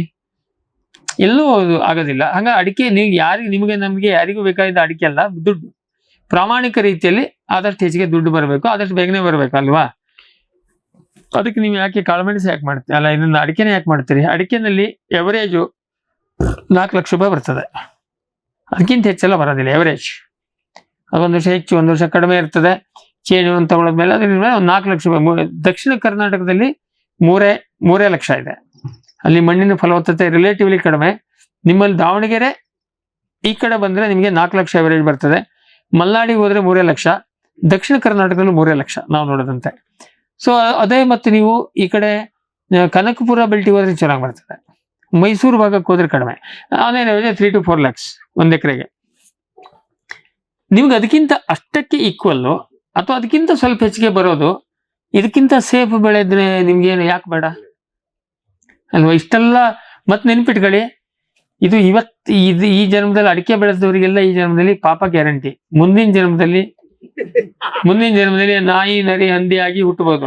ನಮ್ಮಲ್ಲಿ ರೇಷ್ಮೆ ಮಾಡಿದವರಿಗೆ ಹೇಳ್ತಿದ್ರು, ರೇಷ್ಮೆ ಹುಳ ಆಮೇಲೆ ಬೇಯಿಸ್ತಾರಲ್ವಾ, ಅದನ್ನ ನಮಗ್ ಗೊತ್ತು. ನಾನು ಕೊಟ್ಟು ಕೂಡಲೇ ಅದನ್ನ ನೀರಲ್ಲಿ ಹಾಕಿ ಬೇಯಿಸ್ತಾರೆ ಹುಳವನ್ನ, ಯಾಕೆಂದ್ರೆ ಅದು ರೀಲಿಂಗ್ ಮಾಡುವಾಗ. ಹಾಗಾಗಿ ಬೆಳೆಸ್ದವಂಗೆ 50% ಪಾಪ ಬರ್ತದೆ. ನೀವು ಭಟ್ರು ಹೆಗ್ಡೆರೆಲ್ಲ ಬ್ರಾಹ್ಮಣರು ರೇಷ್ಮೆ ಮಾಡೋದು ಅಪರಾಧ ಅಂತ ಹೇಳ್ತಿದ್ರು, ನಾವು ಸಣ್ಣವರಿದ್ದಾಗ ಮಾಡ್ತಿದ್ವಿ. ಇದು ಅಷ್ಟೇ, ಕ್ಯಾನ್ಸರ್ ಕಾರಕ ಅಡಿಕೆ. ನಾನು ಸರಿ ಲೇಖನ ಬರೆದಿದ್ದೀನಿ, ಯಾವನು ಹೇಳ್ತಾನೆ ಬನ್ನಿ ನನ್ನ ಹತ್ರಗೆ, ಆಯ್ತಾ? ಅದು ಇವರು ಏನೇ ರಿಸರ್ಚು ಏನೇ ಹೇಳಿ ಮಾಡಿದ್ರು, ಈಗ ರಿಸರ್ಚ್ ಕೊಟ್ಟಿದ್ದಾರೆ, ಅದು ಕ್ಯಾನ್ಸರ್ ಕಾರಕ ಅಂತಾನೆ ಬರ್ತದೆ. ಯಾಕೆ ನಾನು ಏಮ್ಸ್ ಡಾಕ್ಟರಿಂದ ಹಿಡಿದು CPCRI ಡೈರೆಕ್ಟರ್ ಎಲ್ಲರೂ ಅವ್ರು ಏನ್ ಟೀಮ್ನೊಳಗಿದ್ದವರಾದ್ರೆ ಮಾತಾಡಿದ್ದೀನಿ, ಕ್ಯಾನ್ಸರ್ ಕಾರಕ ಅಂತ ಬರ್ತದೆ. ಅದು ಏನೂ ಆಗೋದಿಲ್ಲ. ಈಗ ತಂಬಾಕು ಕ್ಯಾನ್ಸರ್ ಕಾರಕನ? ಅದ್ರ ಮೇಲೆ ಇಷ್ಟು ದೊಡ್ಡ ಫೋಟೋ ಹಾಕ್ತಾರೆ. ಯಾರು ತಂಬಾಕು ತಿನ್ನೋದ್ ಬಿಟ್ರ ಬೀಳಲಿಲ್ಲ. ಶಾಸನ ವಿಧಿಸಿದ ಎಚ್ಚರಿಕೆ ಅಡಿಕೆ ಮೇಲೆ ಬರ್ತದೆ, ಅದರಿಂದ ಏನು ವ್ಯತ್ಯಾಸ ಆಗೋದಿಲ್ಲ. ಆದ್ರೆ ಕ್ಯಾನ್ಸರ್ ಬರೋದು ಗ್ಯಾರಂಟಿ. ಆ ಪಾಪ ಅಡಿಕೆ ಬೆಳೆಗಾರರಿಗೆ ಬರ್ತದೆ. ಹಂಗೆ ಮುಂದಿನ ಜನ್ಮಕ್ಕೆ ಪಾಪ ಕಟ್ಕತ್ತೀರಿ, ನಂಬರ್ 1. ಎರಡನೇದು, ಆಗ ನಾಳೆ ದಿನಕ್ಕೆ ಈ ಜನ್ಮದಲ್ಲಿ ದುಡ್ಡು ಆಗ್ಬೇಕಲ್ಲ, ಅದಕ್ಕೆ ಮಾಡೋದು. ಮುಂದಿನ ಜನ್ಮ ಬಂದು ನೋಡ್ಕೊಳ್ಳೋಣ. ಸೊ ಇಲ್ಲಿ ನಾವು ಓಪನ್ ಕೋಕೋ ಈ ರಿಸರ್ಚ್ ಅಲ್ಲಿ ನಾವು ಮಾಡ್ತಾ ಇರ್ತೀವಿ. ಹಲಸು ಅದೇ ಸ್ಕೀಮ್ ನಲ್ಲಿ ಮಾಡಿದ್ವಿ, ಬಟ್ ನಮ್ಗೆ ಇನ್ನೂ ಧೈರ್ಯ ಬರಲಿಲ್ಲ. ಹಲಸು ಬಹಳ ಸುಲಭದ ಬೆಳೆ, ಅದೇನಾದ್ರು ಕ್ಲಿಕ್ ಆದ್ರೆ ಬಹಳ ಸುಲಭ. ಅದಕ್ಕೆ ಸ್ಕೋಪು ಇದೆ. ತರಕಾರಿಯಾಗಿ ಹಲಸು ಉತ್ತರ ಭಾರತಕ್ಕೆ ಬಹಳ ಪ್ರಮಾಣಕ್ಕೆ ಹೋಗ್ತದೆ. ಅದನ್ನ ನಾವು ಇನ್ನೂ ಕೈ ಬಿಟ್ಟಿಲ್ಲ. ಅದನ್ನ ಕೇರಳಕ್ಕೆ ಹೋಗಿ ಸ್ಟಡಿ ಮಾಡ್ಬೇಕು, ನಮ್ಗೆ ಟೈಮ್ ಕೂಡಲಿಲ್ಲ. ನಾನು ಅಶೋಕ್ ಕುಮಾರ್ ಹೋಗಿ ಕೇರಳ ಒಂದು, ಆಮೇಲೆ ವಿಯೆಟ್ನಾಮಿಗೆ ಹೋಗಿ ಬರ್ಬೇಕಂತಿದೆ. ಅದನ್ನ ಎಕ್ಸ್ಪೋರ್ಟ್ ಮಾಡ್ತಾರೆ ಪೀಸ್ ಮಾಡಿ, ಅದು ಸೂಡಾ ಮೀಟ್ ಆಗಿ ಹೋಗ್ತದೆ ಅದು. ಆದರೆ ಹಲಸಿಗೆ ಸ್ಕೋಪ್ ಇದೆ, ಬಹಳ ಸುಲಭದ ಬೆಳೆ. ಅಟ್ಲೀಸ್ಟ್ ಈಗ ನಾವು ಏನೇ ಬೆಳೆಸೋದಾದ್ರೆ, ಈಗ ನಿಮ್ಗೆ ನಾನೇನೇ ಹೇಳಿದ್ರು ಅಡಿಕೆ ಕಂಪೇರ್ ಮಾಡ್ತೀರಿ, 3 ರಿಂದ 4 ಲಕ್ಷ ಅಡಿಕೆ ಬರ್ತದೆ ಅಂದ್ರೆ ಅಟ್ಲೀಸ್ಟ್ ಅಷ್ಟು ಬರಬೇಕು, ಇಲ್ಲ ಅದಕ್ಕಿಂತ ಹೆಚ್ಚು ಬರಬೇಕು. ಅದಕ್ಕಿಂತ ಕಡಿಮೆ ಹೇಳಿ ನೀವು ಒಪ್ಕೊಳ್ಳೋದಿಲ್ಲ, ಸಿಂಪಲ್ ಅಲ್ವಾ? ಹಾಗಾಗಿ ಅದಕ್ಕೆ ಬರ್ತದ ಹೇಳೋದು ನಮ್ಗೆ ಇನ್ನೂ ಕ್ಲಾರಿಟಿ ಇಲ್ಲ, ಅದಕ್ಕೆ ನಾವು ಕೈ ಹಾಕ್ಲಿಲ್ಲ. ಒಳ್ಳೊಳ್ಳೆ ತಳಿಗಳಿದೆ ಹಲಸಲ್ಲಿ, ಸ್ಕೋಪ್ ಇದೆ. ಅದಕ್ಕೆ ನೀರು ಬೇಡ. ಹಲಸಿಗೆ ನೀರು ಕೊಟ್ರೆ ಪ್ರಾಬ್ಲಮ್ ಆಗ್ತದೆ. ಹಲಸು ನೀರಿದ್ದಲ್ಲಿ ಬರೋದಿಲ್ಲ. ಒಂದ್ಸರಿ ಏನ್ ಮಾಡಿದ್ವಿ, ಉತ್ತರ ಕರ್ನಾಟಕದಲ್ಲಿ ಹಲಸಿಲ್ಲ. ಉತ್ತರ ಕರ್ನಾಟಕ ಎಲ್ಲಿ ತೋರಿಸಿ ನೋಡೋಣ, ಎಲ್ಲಿಲ್ಲ ಅಲ್ವಾ? ಸಿಂಪಲ್ ಲಾಜಿಕ್ ಏನು, ಇಲ್ಲಿ ಸಾಯಿಲ್ ಅಂಡ್ ಕ್ಲೈಮೆಟಿಕ್ ಕಂಡೀಷನ್ಗೆ ಬರೋದಿಲ್ಲ. ಇವರೆಲ್ಲ ನಮ್ಮ ಸೈಂಟಿಸ್ಟ್ಗಳು ಹೆಂಗೆ ಅಂದ್ರೆ, ಇವ್ರು ಟೆಸ್ಟ್ ಮಾಡಿ ಕಡ್ದಿದ್ದಂತ ಅಲ್ಲ, ಹೋಗಿ ಬರೆಯೋದು, ಹಿಂಗ್ ನೋಡೋದು. ಈಗ ಕೋಕೋ ಎಲ್ಲಿ ಬಂದಿದೆ, ಪುತ್ತೂರಿನಲ್ಲಿ ಬಂದಿರುತ್ತದೆ, ಕರೆಕ್ಟ್, ಕಾಯಿ ಬಿಟ್ಟಿದೆ ಅಲ್ವಾ? ಮಣ್ಣು ಪರೀಕ್ಷೆ ಮಾಡಿ ಎಷ್ಟಿದೆ, pH 5.6 ಇರುತ್ತದೆ, EC 0.016 ಇರುತ್ತದೆ, ಹ್ಯೂಮಿಡಿಟಿ ಅದ್ರ ನೋಡಿ ಬರ್ಕೊಂಡು ಬಂದಿದ್ದೀವ್ರು. ಬೇರೆ ಕಡೆ ಹಾಕಿದ್ರಾ? ಇಲ್ಲ. ನಾವು ಇದೇ ಪ್ರಕರಣಕ್ಕೆ ಕೈ ಹಾಕಿದ್ವಿ. ಆಮೇಲೆ ಪಾಯಿಂಟಿಗೆ ಬರ್ತೀನಿ. ಸೊ ಇಲ್ಲಿ ನಿಮಗೆ ಒಂದು ಕೋಕೋ, ಅದಕ್ಕಿಂತ ಮೊದಲೇ ಇದು ಕೋಕೋದಲ್ಲಿ ಸ್ವತಂತ್ರ ಕೋಕೋ, ಓಪನ್ ಕೋಕೋ ಇದು ಬರ್ತದ ಅಂತ ನಾವು ಹಿಂದ್ಬಿದ್ವಿ. ಆಂಧ್ರ ಪ್ರದೇಶದಲ್ಲಿ ಒಂದ್ ಕಡೆ ಇದೆ ಅಂತೇಳಿ ನನಗೆ ಯಾರೋ ಹೇಳಿದ್ರು 2021-22ರಲ್ಲಿ. ಅದಕ್ಕೆ ನಮ್ಗೆ ಸಾಥ್ ಕೊಡೋ ನಿಮ್ ಜಗದೀಶ್, ನಾನು ಜಗದೀಶ್ ಕೂಡಿ ಹೋದ್ವಿ. ನಿಮ್ ಡೈರೆಕ್ಟರ್ ಹತ್ರ ಹೇಳಿದ್ರು, ಅವ್ರು ಯಾರು ಡೈರೆಕ್ಟರ್ ಇದ್ರೆ ನಂಗೆ ನೆನಪಿಲ್ಲ. ಅವ್ರು ಅಂತಂದ್ರಂತೆ, ನಾನು CL ಹಾಕಿ ಹೋಗ್ತೀನಿ, ಡಿಪಾರ್ಟ್ಮೆಂಟ್ ಇಂದ ಬೇಡ, ನಾನು CL ಹಾಕಿ ಹೋಗ್ತೀನಿ ಅಂತ ಕಡೆ ಬಂದ್ರು. ನಾನು ಜಗದೀಶ್ ಕೂಡಿ ರಾಜಮಂಡ್ರಿಗೆ ಹೋದ್ವಿ. 100 ಗಟ್ಟಲೆ ಎಕರೆ ಓಪನ್ ಕೋಕೋ. ಬೇರೆ ನೀವ್ ಹೆಂಗ್ ಹತ್ತಿ ಹೊಲ ತೊಗರಿ ಹೊಲ ಮಾಡ್ತೀರ ಹಂಗೆ ಕೋಕೋ ತೋಟ. ಅದು ಅಚಾನಕ್ ಆಗಿ ಬಂದಿದ್ದು, ಅದ ಕತೆ ಬೇಡ. ಅಲ್ಲಿ ಏನ್ ಕೇಳಿದ್ರೆ, ಇಲ್ಲಿ ನಮ್ಮ ಲಿಟ್ರೇಚರ್ ಏನ್ ಹೇಳ್ತದೆ, ನನಗೊಂದು ಸಮಸ್ಯೆ ಏನಿತ್ತು, ನಮಗೆ ಮಲೆನಾಡಲ್ಲಿ ಕೋಕೋ ಬೇಡ, ಯಾಕೆಂದ್ರೆ ಅಲ್ಲಿ ಕೊಳೆ ರೋಗ ಬರ್ತದೆ, ಮಂಗನ ಕಾಟ, ಅದೆಲ್ಲ ಕಾರಣಕ್ಕೆ ಬೇಡ. ಸೊ ನಮ್ಗೆ ಬಯಲ್ಸೀಮೆನಲ್ಲಿ ಬರಬೇಕು. ಬಯಲ್ಸೀಮೆ ಪ್ಯಾರಾಮೀಟರ್ಸ್ ಸ್ಟಡಿ ಮಾಡಿದವ್ರು ಯಾರು ಇಲ್ಲ. ಈಗ ನನ್ಗೆ ಬರ್ತೀವಿ, ಇವ್ರ ತೋಟದಲ್ಲಿ ಎಲ್ಲ ಕಡೆ ಇದೆ, ನನಗೆ ಈ ಧೈರ್ಯವಾಗಿ ಹೇಳ್ತೀನಿ, ನಂಗೇನು ಹೆದರಿಕೆ ಇಲ್ಲ. ಆವಾಗ ನಾನು ಹೇಳಿ ನಿಮ್ ತೋಟದ್ದು ನಿಮ್ದು ದುಡ್ಡು ಹೋದ್ರೆ ನನ್ನ ಕ್ರೆಡಿಬಿಲಿಟಿ ಹಾಳಾಗ್ತದೆ, ನಿಮ್ಗೆ ಮೋಸ ಆಗ್ತದೆ.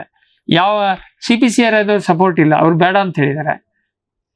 ಆಮೇಲೆ ಯಾರು ಜವಾಬ್ದಾರಿ ಯಾರು ಅದಕ್ಕೆ? ನೀವು ಇಲಾಖೆನವ್ರು ಹೇಳಕ್ ಬರೋದಿಲ್ಲ. ಯೂನಿವರ್ಸಿಟಿ ಅವ್ರು ಹೇಳಿದ್ರೆ ಮಾತ್ರ ನೀವು ಹೇಳ್ಬೋದು, ಇಲ್ಲ ನೀವು ಹೇಳಕ್ಕೆ ನಿಮ್ಗೆ ಹಕ್ಕಿಲ್ಲ. ಏನ್ ಮಾಡೋಣ?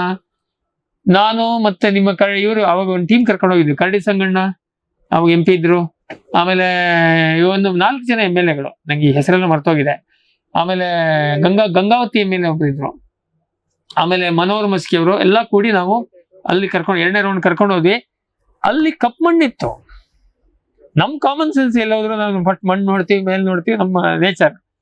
ಕಪ್ ಮಣ್ಣಿತ್ತು, ಸ್ವಲ್ಪ ಉಪ್ಪು ಕಟ್ಟಿತ್ತು, ಸೀಳ್ ಬಿಟ್ಟಿತ್ತು. ಅಲ್ಲಿಗೆ ನನಗೆ ಕ್ಲಿಯರ್ ಆಯ್ತು, ಇದು 8 pH ಇದೆ, ಇದು ಎಸಿಡಿಕ್ ಸಾಯಿಲ್ ಅಂತೂ ಅಲ್ಲ.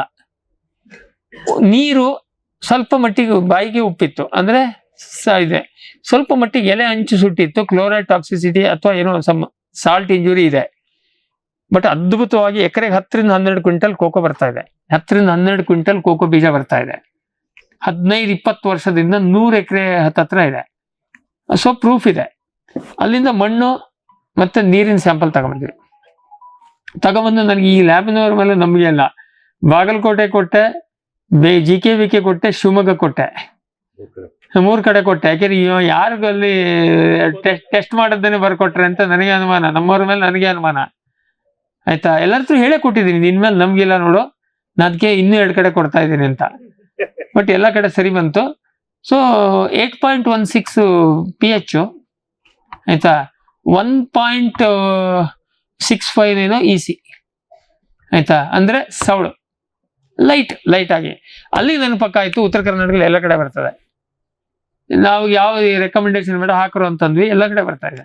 ತೀರಾ ಎಕ್ಸ್ಟ್ರೀಮ್ ಕೇಸಲ್ಲಿ ತೊಂದರೆ ಆಗ್ತಾ ಇದೆ.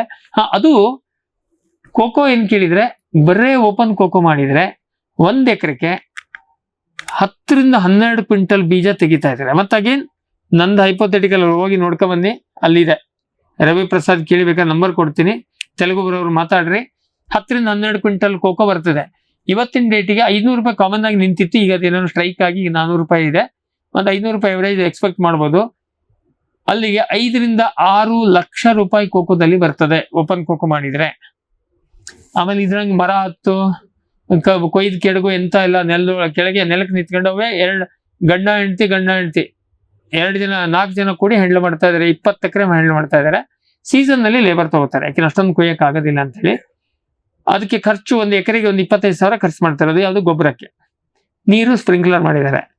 ಇಡೀ ಕೋಕೋ ತೋಟ ಹಿಂಗೆ ಅಂತದ್ದು ಇವ್ರದ್ದೊಂದು 20 ಎಕರೆ ಇದೆ. ಒಟ್ಟೊಂದು 100-120 ಎಕರೆ ನಾವೇ ನೋಡಿದೀವಿ. ಅದನ್ನು ನಾವು ಇಲ್ಲಿ ಸುಮಾರು ಕಡೆ ಪ್ರಯೋಗ ಮಾಡಿದೀವಿ.